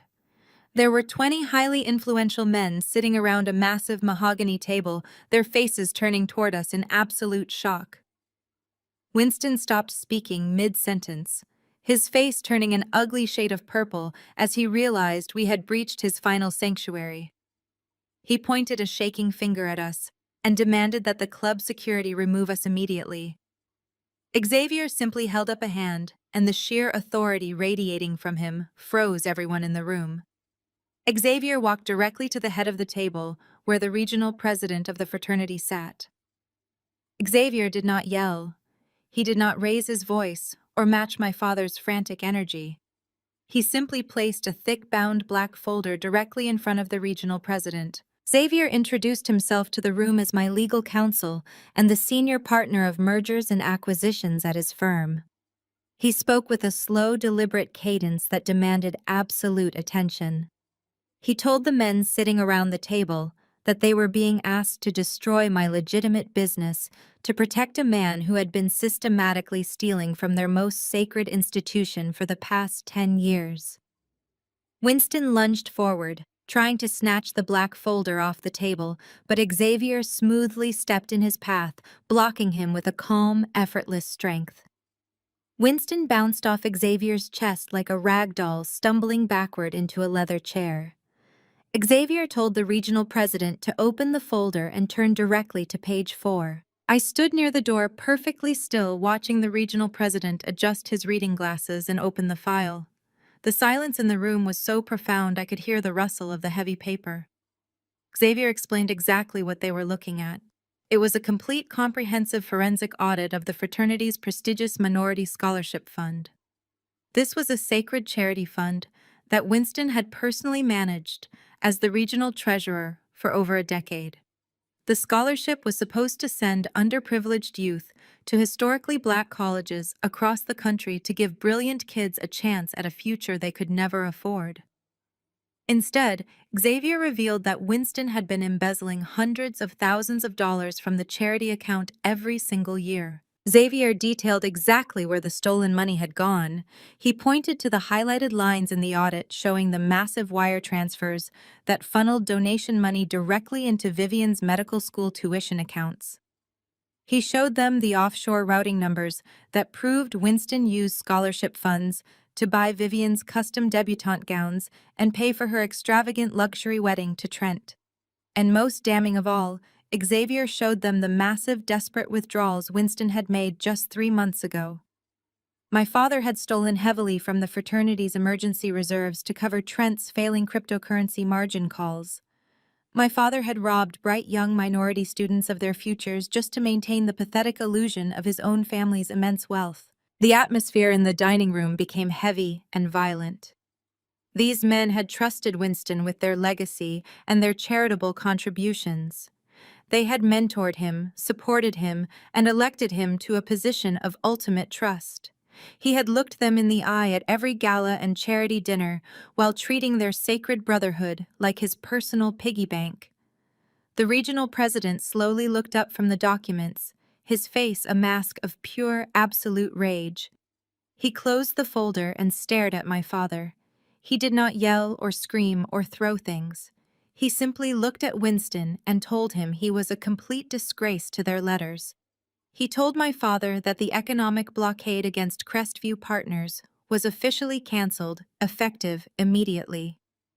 Then he informed Winston that the fraternity would be handing the entire forensic audit directly over to the Financial Crimes Division of the Atlanta Police Department by the end of the hour. Winston stumbled backward, away from the table, his entire world finally and completely collapsing around him. He had tried to weaponize his last remaining network to destroy me, and instead, he had handed us the absolute perfect opportunity to expose his ultimate hypocrisy. He pushed past the leather chairs, knocking one over as he fled out the doors of the dining club, like a broken, terrified animal. Xavier and I stood side by side and watched him run, knowing exactly where he was going. He was heading back to the cheap run-down motel on the outskirts of the city where he and Evelyn and Trent had been hiding since the Vanguard Bank foreclosure. Later that evening, the final consequence of my father's arrogance unfolded exactly as Xavier had predicted. We received a phone call from our private security team who had been quietly monitoring the motel location. 4 unmarked police cruisers carrying financial crimes detectives alongside several high-ranking fraternity board members pulled into the flickering neon-lit parking lot of the budget motel. They were there to execute the immediate arrest warrant for Winston based on the irrefutable evidence in the forensic audit. Inside the cramped, dingy motel room, Winston heard the wailing sirens and the heavy, aggressive pounding on the front door. In a state of absolute blind panic, Winston turned to the only person he thought could possibly save him. He ran toward the adjoining room to beg Trent for help, to ask the brilliant tech millionaire to use his offshore accounts to post bail or hire a top-tier defense attorney. Winston firmly believed that family loyalty would prevail in this darkest hour. But when Winston threw open the connecting door, he found the room completely devoid of empathy or loyalty. The great white savior who had promised to elevate our family to the absolute peak of Atlanta high society was not calling a lawyer. Trent was frantically zipping up a large black duffel bag, tossing his remaining expensive watches and handfuls of loose cash into the main compartment. Completely ignoring my father's terrified pleas, Trent was already throwing his leg over the windowsill, practically crawling out the back window into the dark, rainy night. He was abandoning his wife in federal custody and leaving my father to face the police alone as he desperately prepared to flee the country. The flashing red and blue lights of the police cruisers painted the cheap motel walls in a chaotic rhythm as Winston was led out in handcuffs. I watched the live feed from the security cameras my team had positioned around the perimeter, my face a mask of absolute calm. My father, the man who had built his entire identity on prestige and fraternity loyalty, was shoved into the back of a squad car, wearing a wrinkled undershirt, his head bowed in ultimate disgrace. But the cockroach instinct of my family was undeniably strong. Within 48 hours, Evelyn had managed to scrape together the absolute last of her hidden assets. She pawned the diamond tennis bracelet she had hidden in a safety deposit box and liquidated a secret rainy day fund she had kept concealed from even my father. She used every single cent to her name to post the exorbitant bail set for Vivian and Winston. It was a desperate final gamble. They were entirely broke. Their social standing was completely vaporized. Their megachurch had publicly excommunicated them, and their country club had revoked their memberships. They were ghosts in the city of Atlanta, having nowhere else to go and absolutely no one left to turn to. The 3 of them retreated to the only fortress they believed they still possessed. They slunk back to the massive, sprawling colonial mansion in Buckhead, the very same estate that had served as the glittering stage for their decades of arrogance. They locked the heavy wrought iron gates and pulled the heavy velvet curtains shut, barricading themselves inside the dark, echoing house. They were like wounded animals backed into a corner, festering in their own toxic resentment. Through the grapevine of the few high society contacts who still spoke to Xavier, we heard exactly what they were doing in that dark house. They were not repenting. They were not planning a legal defense for their impending federal trials.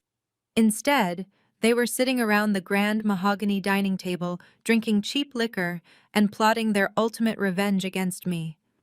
Vivian, still wearing her electronic ankle monitor, was frantically drafting endless civil lawsuits on a legal pad, vowing to tie my firm up in litigation for the next 20 years. Evelyn was leaving unhinged voicemails for any lawyer in the city who would listen, screaming that she was going to sue me until I was living in a cardboard box on the streets. They had convinced themselves that as long as they held on to the family estate, they still had a foundation to launch their counterattack. They thought the mansion was their impenetrable sanctuary. They were completely wrong. It was a crisp, overcast Thursday morning when Xavier and I pulled up to the imposing wrought iron gates of the Buckhead estate. We were not alone. Flanked on either side of our sleek black town car were three white county sheriff cruisers. The uniformed deputies stepped out of their vehicles, their faces set in expressions of absolute professional boredom. They had seen this 1,000 times before. Rich people who refused to accept that the money was gone. I stepped out of the car wearing a perfectly tailored navy blue suit, adjusting my cuffs as I looked up at the towering brick facade of my childhood home. This was the house where I had been hidden away when company came over. This was the house where Evelyn had told me my dyslexia was a punishment from God. This was the house they thought would protect them. "Open the gate," Xavier instructed the lead sheriff, his voice smooth and authoritative. The sheriff simply nodded and used a heavy pair of bolt cutters to snap the thick chain Evelyn had desperately wrapped around the electronic gate motor. The heavy iron doors swung open with a loud, protesting creak. Our procession marched up the long, winding driveway, the crunch of gravel under our shoes announcing our arrival. Before the sheriff could even raise his fist to knock, the heavy oak front door was yanked open from the inside. Vivian stood in the doorway looking absolutely deranged. Her normally flawless blonde hair was matted and tied in a frantic knot.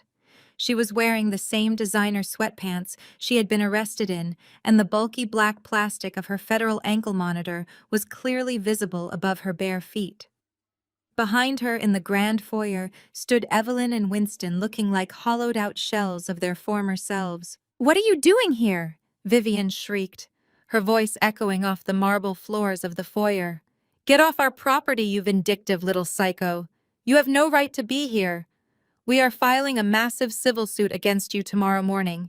We are going to sue you for defamation, emotional distress, and corporate sabotage. We are going to take your little real estate firm, and we are going to make you homeless."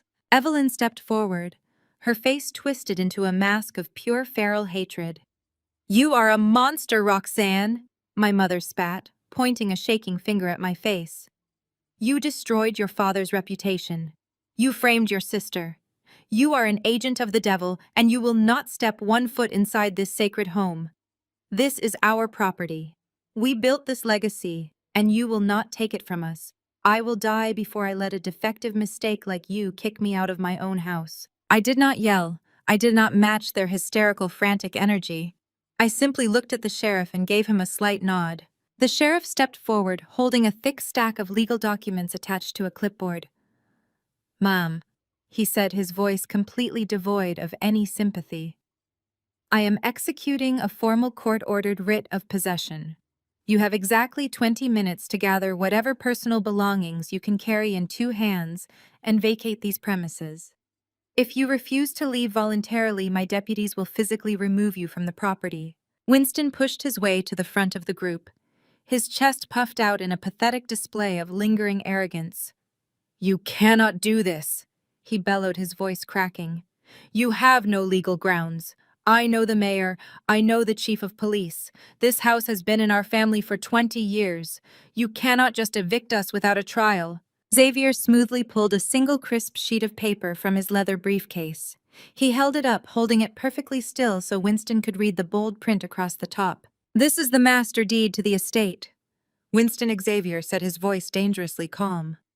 "The Vanguard Bank foreclosed on this property 3 weeks ago when you defaulted on the massive home equity loans you took out to fund Trent's offshore accounts.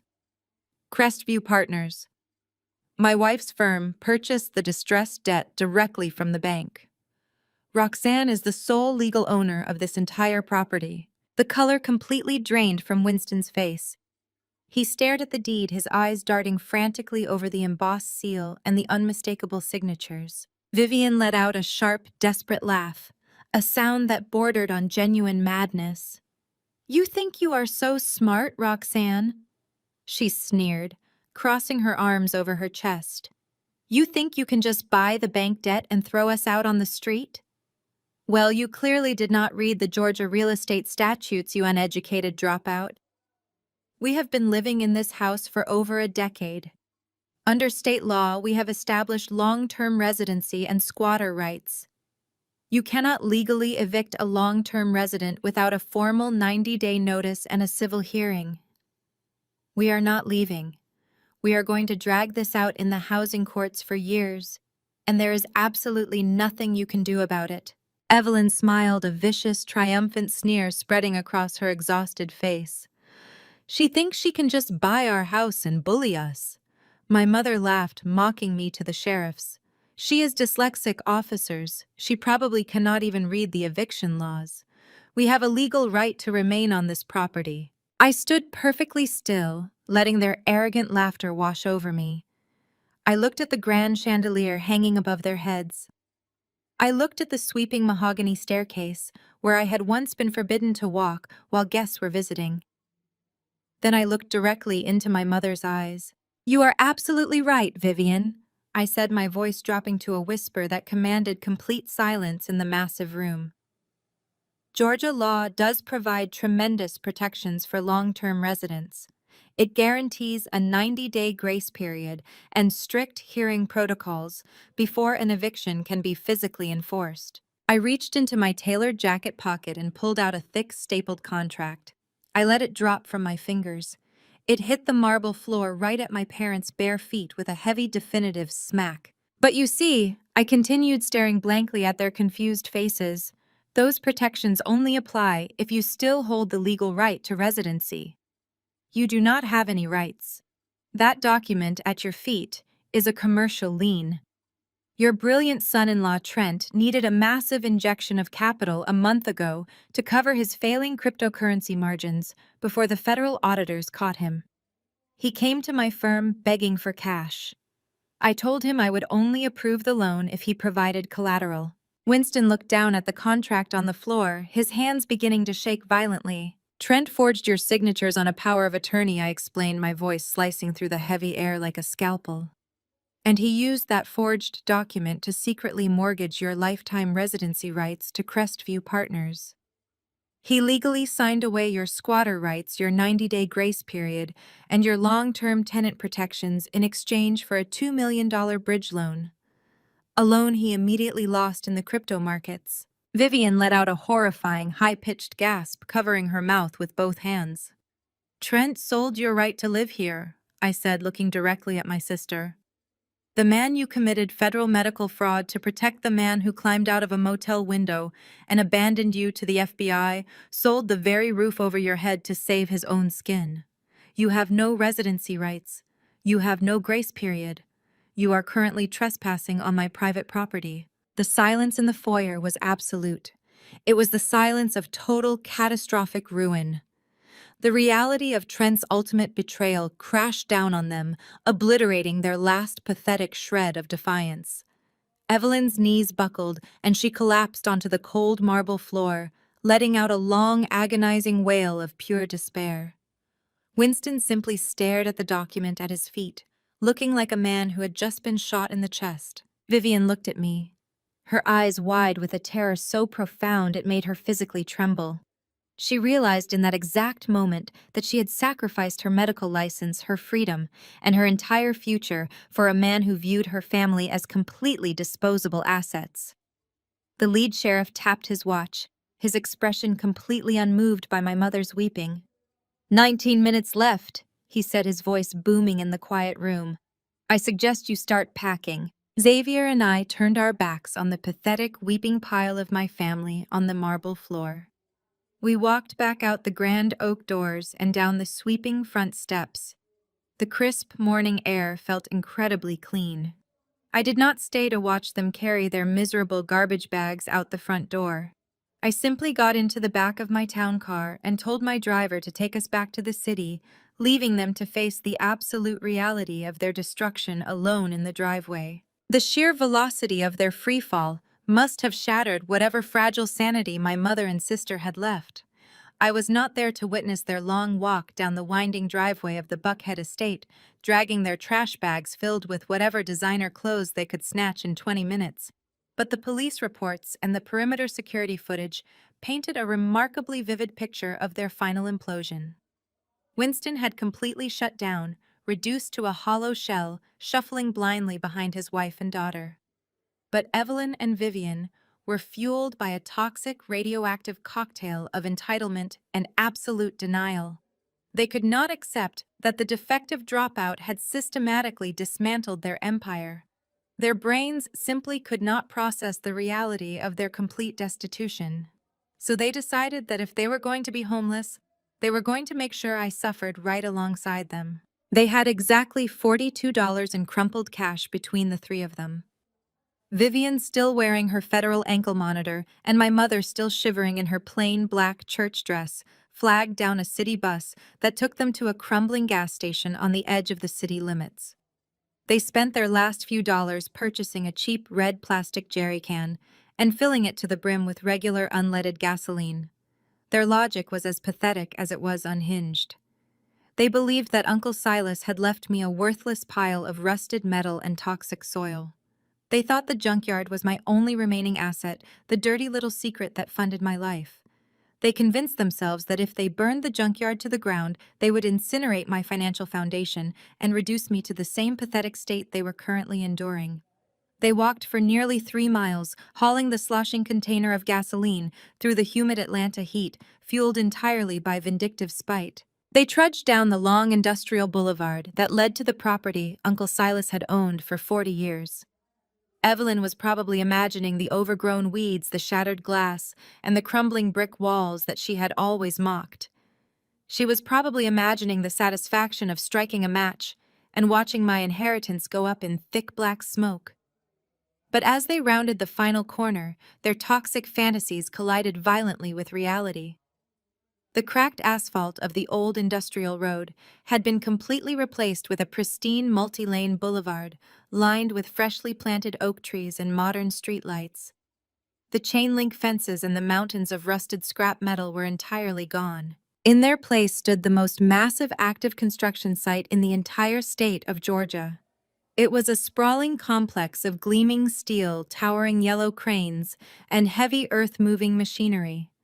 The ground had been perfectly leveled, and the skeletal foundation of a massive architectural marvel was already rising into the sky. Hundreds of construction workers in bright reflective vests were moving across the site with absolute precision. But more shocking than the construction was the crowd that had gathered at the front of the property. Thousands of people were standing behind velvet ropes and metal barricades. News vans from every major television network in the southeast were parked along the boulevard, their satellite dishes extended toward the sky. A massive stage draped in red, white, and blue bunting had been erected directly over the spot where Uncle Silas used to park his rusted pickup truck. Vivian and Evelyn stopped dead in their tracks, the heavy gas can thudding against the new pavement. They stared at the flashing cameras, the state troopers directing traffic, and the enormous digital billboards displaying a sleek, futuristic architectural rendering. They could not comprehend what they were looking at. Vivian let out a confused, hysterical sound and took a step forward, clutching the gasoline. She did not even make it 10 feet. 2 heavily armed officers from the Atlanta Police Department spotted a disheveled woman carrying a highly flammable substance toward a high-security mayoral event. They intercepted her immediately, grabbing her arms and kicking the gas can away. Vivian began to scream, thrashing against the officers, while Evelyn collapsed against a nearby street lamp, completely paralyzed by shock. I was standing on this elevated platform looking out over the massive crowd, and I had a perfect view of their pathetic arrival. I was wearing a pristine white tailored suit standing shoulder to shoulder with the mayor of Atlanta, the governor of Georgia, and the secretary of transportation. The heavy silver ceremonial scissors felt cold and solid in my hands. The flashing bulbs of hundreds of cameras washed over the stage, capturing the culmination of years of relentless silent work. I looked down at the edge of the police barricade and saw the officers pinning my sister against a police cruiser, while my mother wept on the pristine new sidewalk. It was a stark, brutally poetic contrast. They were in the gutter, smelling of gasoline and cheap despair, while I stood at the absolute pinnacle of municipal power. The mayor stepped up to the microphone, his voice booming out over the massive speaker system, silencing the murmurs of the crowd. He welcomed the press and the citizens to the historic groundbreaking ceremony of the new Atlanta Metropolitan Transit Hub. My family had always thought Uncle Silas was a fool for clinging to that dirty junkyard, but Silas had known something they were far too arrogant to ever realize. He knew that his property was the exact geographical epicenter of the city's future expansion plans. He knew the city could not build their $2 billion federal transit network without securing his specific parcel of land. He had held on to it for decades, enduring my parents' endless mockery, waiting for the perfect moment. And when he passed, he did not leave me a pile of trash. He left me the master key to the entire regional economy. But I had not simply sold the land to the city. When I inherited the deed, I leveraged the incredible strategic value of the property to force the City Planning Commission to let me submit my own bid for the development. They had looked at me with the same skepticism my parents had always shown, but they did not understand how my brain actually worked. My dyslexia had made reading textbooks a nightmare, but it had given me an unparalleled, brilliant capacity for three-dimensional spatial design. I could see structural geometry and architectural flow in a way no traditional engineer could ever replicate. I had used Crestview Partners to finance my own massive architectural firm. I personally designed the entire transit hub, creating a breathtaking, sustainable ecosystem of glass, steel, and green spaces that completely revolutionized the city's infrastructure. I had submitted my blueprints, and I had absolutely destroyed every competing corporate firm in the bidding process. Today, the mayor announced, his voice ringing with genuine admiration. We are not just breaking ground on a transportation center. We are celebrating the brilliant visionary who made this possible. She owned the land, she secured the private financing, and she personally designed the magnificent structure you see on the screens behind me. She is the sole architect and the primary developer of this $2 billion project. I want to introduce the woman who is single-handedly reshaping the future of Atlanta, our chief development partner, Roxanne. The crowd erupted into deafening applause. The governor shook my hand, and the mayor stepped aside, gesturing for me to take the podium. I walked forward, the crisp white fabric of my suit gleaming under the stage lights. I looked out over the sea of cheering faces, and my eyes locked directly onto my family at the back of the crowd. The police had restrained Vivian with zip ties, and Winston was leaning against a barricade, clutching his chest as he stared up at me. They could hear every word the mayor had said. They could see the digital renderings of my architectural masterpiece flashing on the massive screens. The absolute crushing reality of my intellect and my power was suffocating them right there on the sidewalk. I leaned into the microphone, letting the applause slowly die down until the silence was heavy and electric. I did not look at the cameras. I looked right at Evelyn. For years, I said, my voice steady and echoing across the entire massive complex, I was told that I was broken. I was told that my mind did not work the right way, and that I was a liability to the people who were supposed to protect me. I was discarded and hidden away because I did not fit into a shallow, empty narrative of perfection. But I learned that when people try to bury you in the dirt, they often forget that you are a seed. Uncle Silas saw what no one else could see. I continued, never breaking eye contact with my mother. He looked at a piece of abandoned industrial land and saw the future. He looked at a dyslexic, struggling girl and saw an architect. He gave me the foundation to build this empire, and I used every single stone that was thrown at me to build this stage.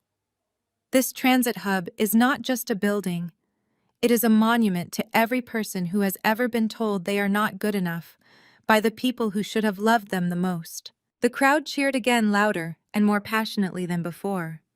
I raised the heavy silver scissors and sliced through the thick red ribbon draped across the center of the stage. The air horns blasted, and silver confetti rained down over the construction site, glittering in the overcast light. The politicians clapped me on the back, but my work was not quite finished. I handed the scissors to Xavier, who gave me a knowing, predatory smile. I walked down the carpeted stairs from the elevated platform, bypassing the reporters and the city officials. I walked straight down the center aisle of the crowd, making a direct line for the police barricade where my family was detained. The crowd parted for me, whispering and snapping photos as I approached the edge of the property. The two police officers stood aside respectfully, holding Vivian tightly by the arms. My sister was a complete mess. Her designer sweatpants were stained with dirt, and the heavy smell of unleaded gasoline rolled off her skin in toxic waves. Evelyn was sitting on the curb, her arms wrapped around her knees, staring up at me with eyes completely shattered by the magnitude of my success. Winston looked like an empty ghost, incapable of speaking or fighting anymore. How Vivian sobbed, her voice hoarse and broke in tears, carving tracks through the dirt on her face.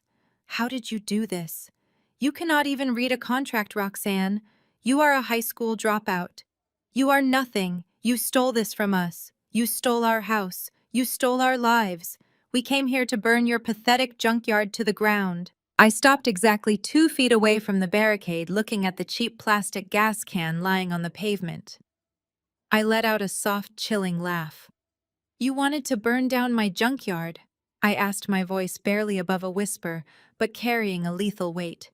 "Vivian, this entire project is constructed with military-grade fireproof steel and tempered glass.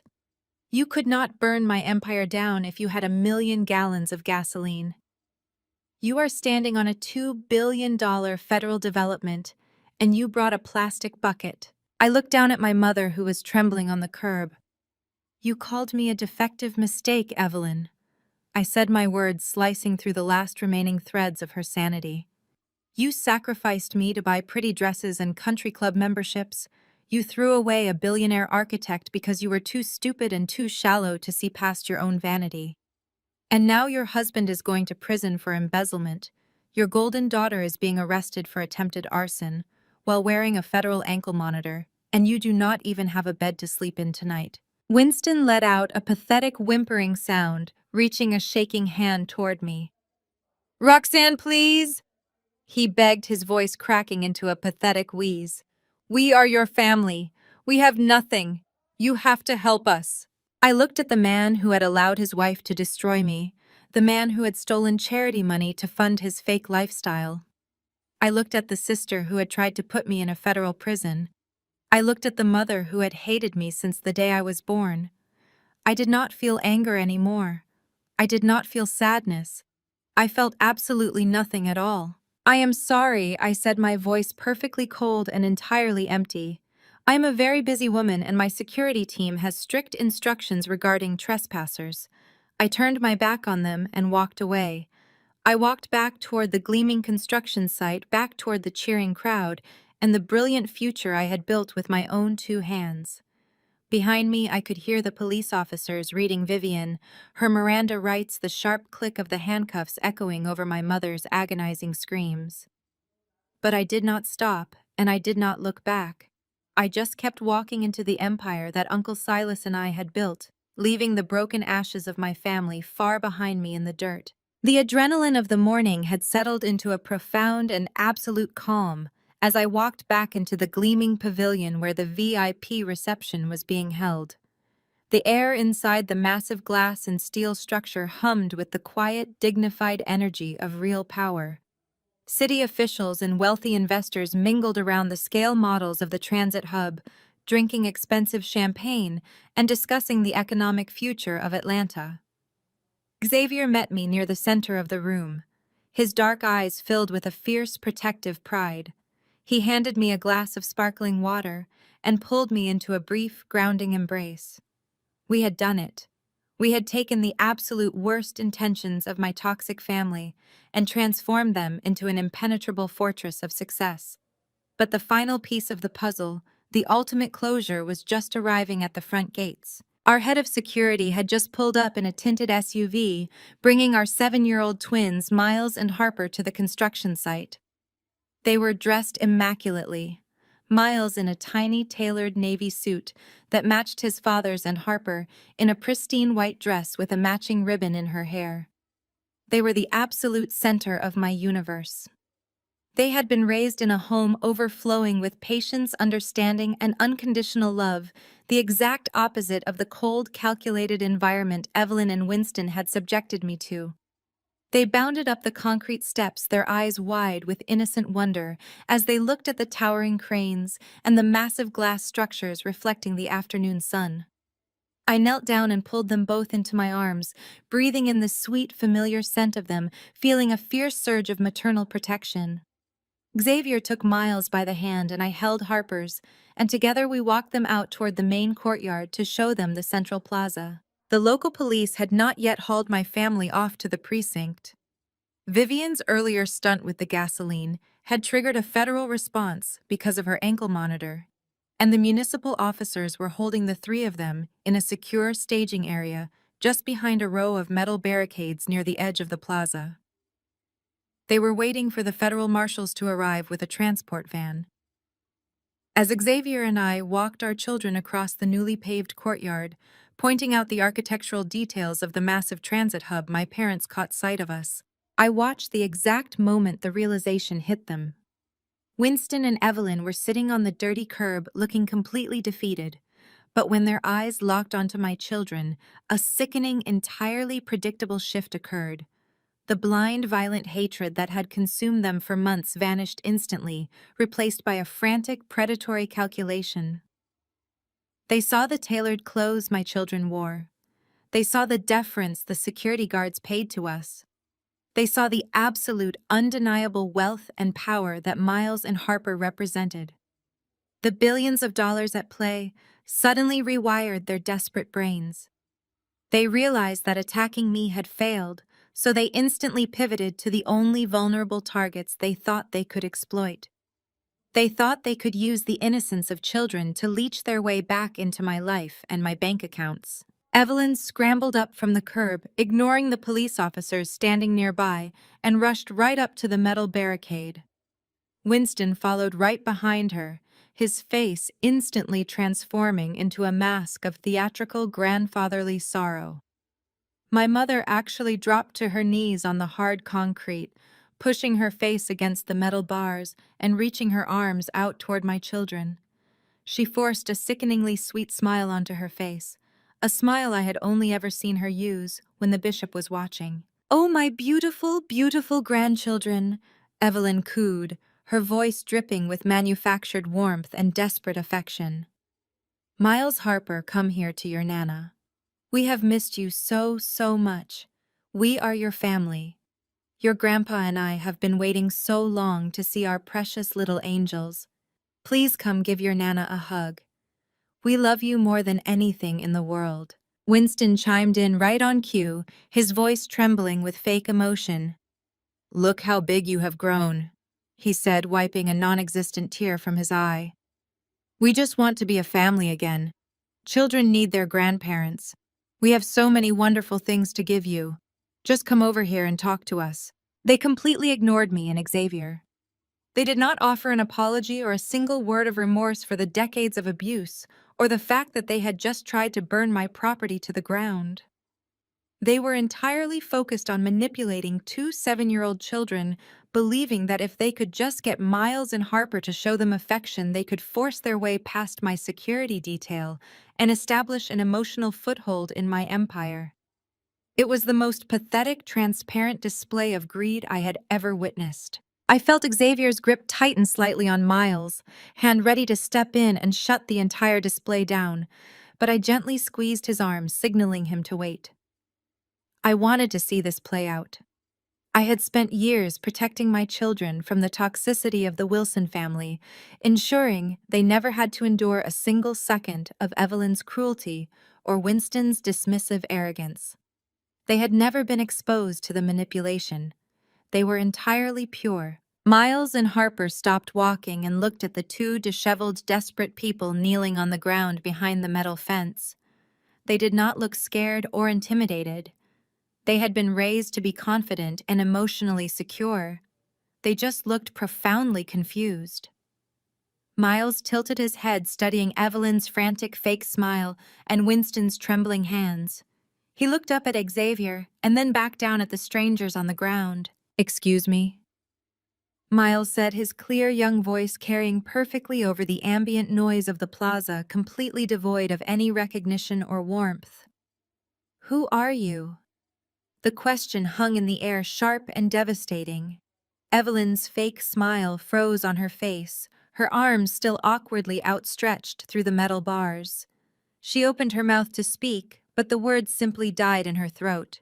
Harper stepped forward slightly, her pristine white dress fluttering in the breeze. She pointed her small finger across the sunlit courtyard toward the center of the massive plaza.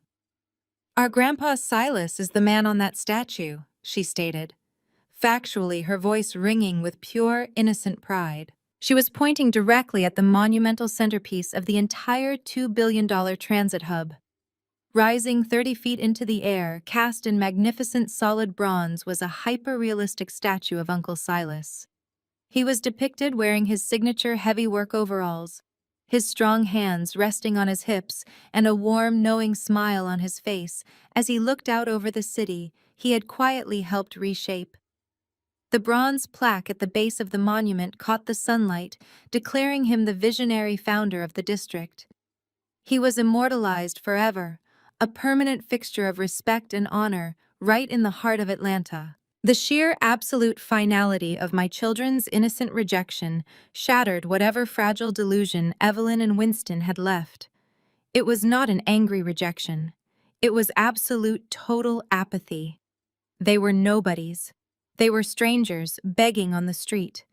They had been completely and entirely erased from my life, from my legacy, and from the very bloodline of the next generation. Evelyn let out a hollow, gasping sob that sounded like all the air had been violently crushed out of her lungs.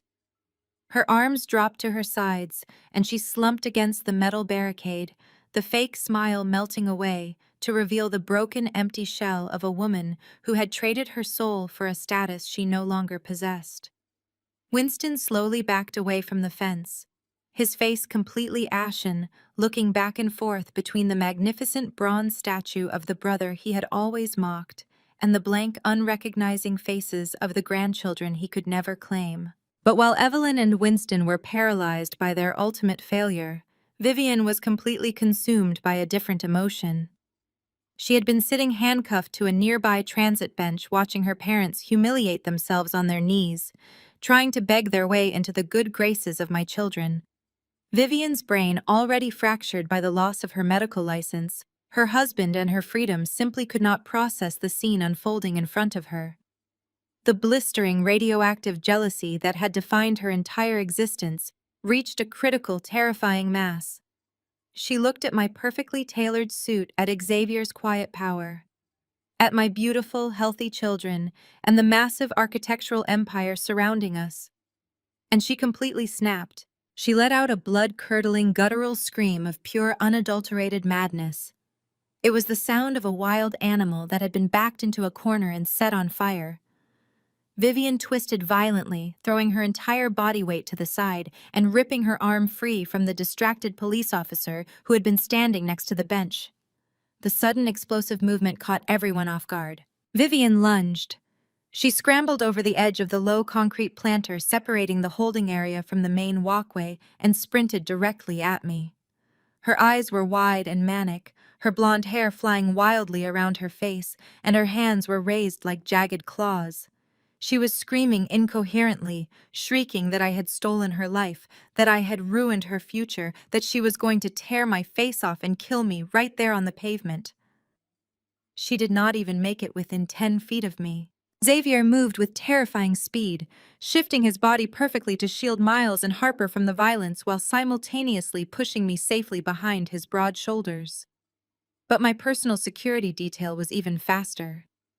Two massive, heavily armed men in dark suits who had been shadowing us the entire morning swarmed forward like a tidal wave. They intercepted Vivian mid-stride, hitting her with the precise, calculated force of a freight train. They tackled her hard, driving her straight down onto the pristine new concrete of the plaza. The impact was loud and brutal, instantly knocking the wind out of her lungs and silencing her manic screaming. They pinned her limbs to the ground, pressing her face into the cold pavement with absolute unyielding authority. Vivian thrashed frantically, kicking her bare feet and scraping her nails against the concrete. But she was completely immobilized, trapped under the crushing weight of the security team. The municipal police officers who had been managing the perimeter reacted instantly, sprinting over to the scene with their tactical gear rattling. The lead detective grabbed Vivian's arms, yanking them roughly behind her back and snapping a heavy pair of steel handcuffs around her wrists with a sharp, definitive click. They hauled her up from the ground, her legs wobbling and her face scraped and red from the concrete. She was spitting and sobbing, a pathetic, broken mess of a human being. The detective did not yell. He simply marched her backward, slamming her roughly against the hood of a nearby police cruiser to hold her still. "You just made the biggest mistake of your life," the detective growled directly into her ear, his voice carrying clearly across the plaza. "You just attempted to commit a violent physical assault against a federal contractor on a highly secure municipal development site." Vivian sobbed wildly, shaking her head and begging them to let her go, claiming she just wanted to talk to me, but the detective completely ignored her pathetic excuses. He pulled out a small notepad and looked her dead in the eye. Furthermore, he stated, his voice loud and completely devoid of mercy, "This unprovoked violent attack is a direct and immediate violation of your federal bail conditions. Your bail is officially revoked effective right this second. You are a flight risk and a violent offender, and you are going straight to a maximum security holding facility to await trial." Right on cue, two black SUVs with federal marshal insignias pulled up to the curb, their sirens whooping briefly as they parked. The marshal stepped out, taking custody of Vivian from the local police. They did not handle her gently. They grabbed her by the shoulders and shoved her toward the back of the armored transport van. Vivian twisted her neck, screaming for our mother, screaming for Winston, begging anyone to help her. But Evelyn and Winston were still sitting on the ground near the barricade, completely paralyzed by their own misery. They did not stand up. They did not rush forward to defend her. They just sat in the dirt and watched as the heavy metal doors of the federal transport van slammed shut, cutting off Vivian's hysterical screams forever. The engine roared to life, and the van pulled away from the curb, carrying the golden child off to the dark, terrifying reality of federal prison. I stood behind Xavier, watching the taillights of the van disappear down the new boulevard. The air felt incredibly still, the heavy, toxic presence of my family finally completely eradicated from my world. I looked down at Miles and Harper. They were perfectly calm, holding hands and looking up at me with absolute trust. Xavier reached down and scooped Harper up into his arms, kissing her cheek while I took Miles by the hand. We turned our backs on the pathetic weeping figures of my parents still sitting in the dirt, and we walked away. We walked directly toward the magnificent bronze statue of Uncle Silas, the warm afternoon sun shining down on the unbreakable legacy we had built together, leaving the garbage exactly where it belonged. We walked away from the barricades, moving toward the towering bronze statue of Uncle Silas, and for the first time in my entire life, the air entering my lungs felt completely pure. The deafening cheers of the crowd at the transit hub groundbreaking were still echoing behind us, but the true victory was unfolding silently and simultaneously across the city. The swift and brutal mechanics of justice were finally catching up to the people who had spent their entire lives running from accountability. At that exact moment, 20 miles away, at Hartsfield-Jackson International Airport, Trent was discovering that abandoning his wife would not buy him his freedom. He was sweating profusely, standing at a first-class ticketing counter, trying to secure a last-minute flight to a non-extradition country. He was clutching a fake passport and a heavy duffel bag stuffed to the zipper with loose cash, stolen jewelry, and expensive watches. He kept looking over his shoulder, believing his brilliant white savior intellect had outsmarted the federal government. He never even received his boarding pass.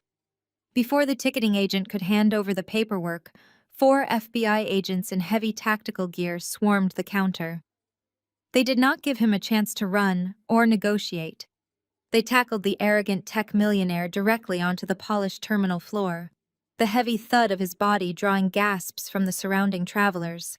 Trent whimpered like a terrified child as the cold steel handcuffs clicked shut around his wrists, sealing his absolute downfall. The man who had promised to elevate my family to the pinnacle of high society was being dragged out of the airport like a common thief. Vivian's reality was equally catastrophic. Her manic arrival at the maximum security federal holding facility marked the absolute death of her golden child narrative. The Medical Board of Georgia convened an emergency session that very afternoon, having reviewed the irrefutable evidence of her prescription fraud and stolen scholarship funds. They did not offer her a hearing or a chance to defend her actions. They permanently stripped her of her license to practice medicine, effectively erasing the entire identity she had used to terrorize me. There would be no redemption arc for Vivian, no quiet return to the country club, no elite hospital appointments. She was officially a disgraced federal inmate, facing decades in a concrete cell. As she was processed into the system, stripped of her designer sweatpants and forced into a stiff standard-issue orange jumpsuit, she finally realized she was entirely alone. Trent was not coming to save her, and her parents had absolutely no power left to shield her from the consequences of her own malice. Her pristine reputation was reduced to a miserable cautionary tale. The fallout for Evelyn and Winston was absolute and uncompromising. The elite Black community of Atlanta, the politicians, the municipal judges, the fraternity brothers, and the wealthy socialites, they had spent decades manipulating completely and violently blacklisted them. Their names became entirely synonymous with toxic greed, staggering hypocrisy, and spectacular failure.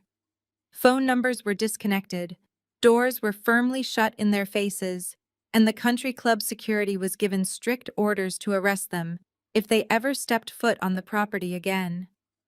They had lost their sprawling Buckhead estate, their hidden bank accounts, their megachurch congregation, and the unearned prestige they had worshipped above the well-being of their own daughter. They were completely broke and permanently ruined, reduced to wandering the city with nothing but the clothes on their backs. I stood near the edge of the sunlit plaza where my sleek black Maybach was idling quietly at the curb. Xavier was gently buckling Miles and Harper into the plush back seat, their innocent, joyful laughter floating through the open doors. The warm afternoon breeze ruffled the crisp fabric of my white tailored suit.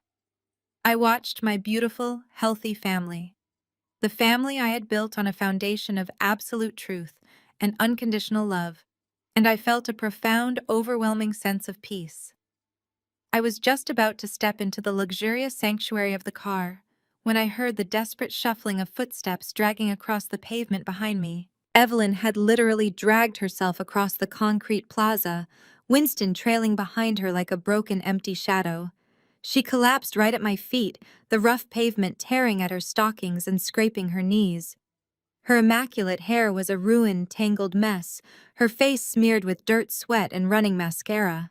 She looked up at me, her eyes wide with a pathetic, begging desperation that completely turned my stomach. Seeing the billions of dollars at play, seeing the massive transit hub, and the unquestionable reality of my power had entirely overridden her pride. She was consumed by a blind, desperate greed, hoping she could play the loving mother one last time to leech her way back into my wealth. "Roxanne!" she sobbed, her voice cracking into a miserable wailing wheeze as she tried to reach for the hem of my pants. "Roxanne, please, we have absolutely nothing left. You have to help us. We are your family. We are blood.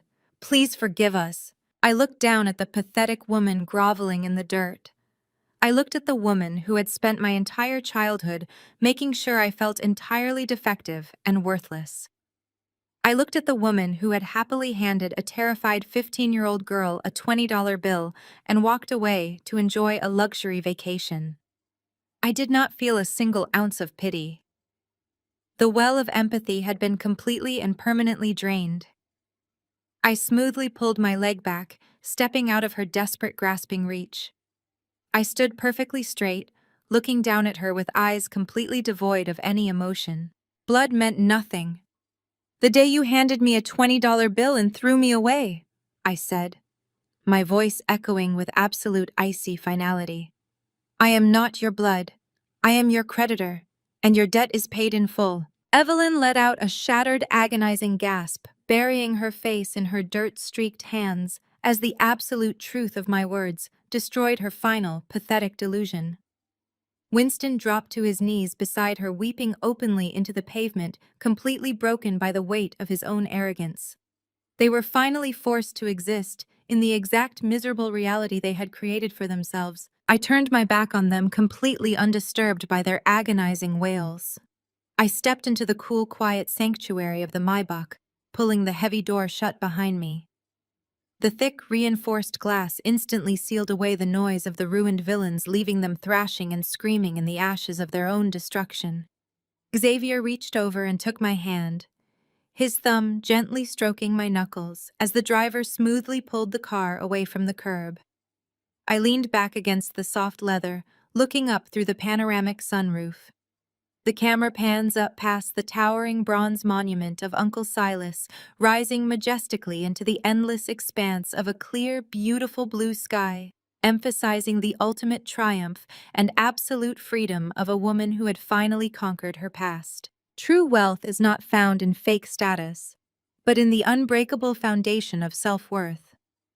Roxanne's journey proves that people who try to bury you often forget you are a seed when toxic relatives strip away everything they hand you. The freedom to build your own empire. You owe no loyalty to those who exploit you. The most powerful revenge is simply walking away into a brilliant future they can never touch. Tell us if you ever walked away from toxic family to protect your peace. Share your story in the comments below and subscribe for more empowering stories.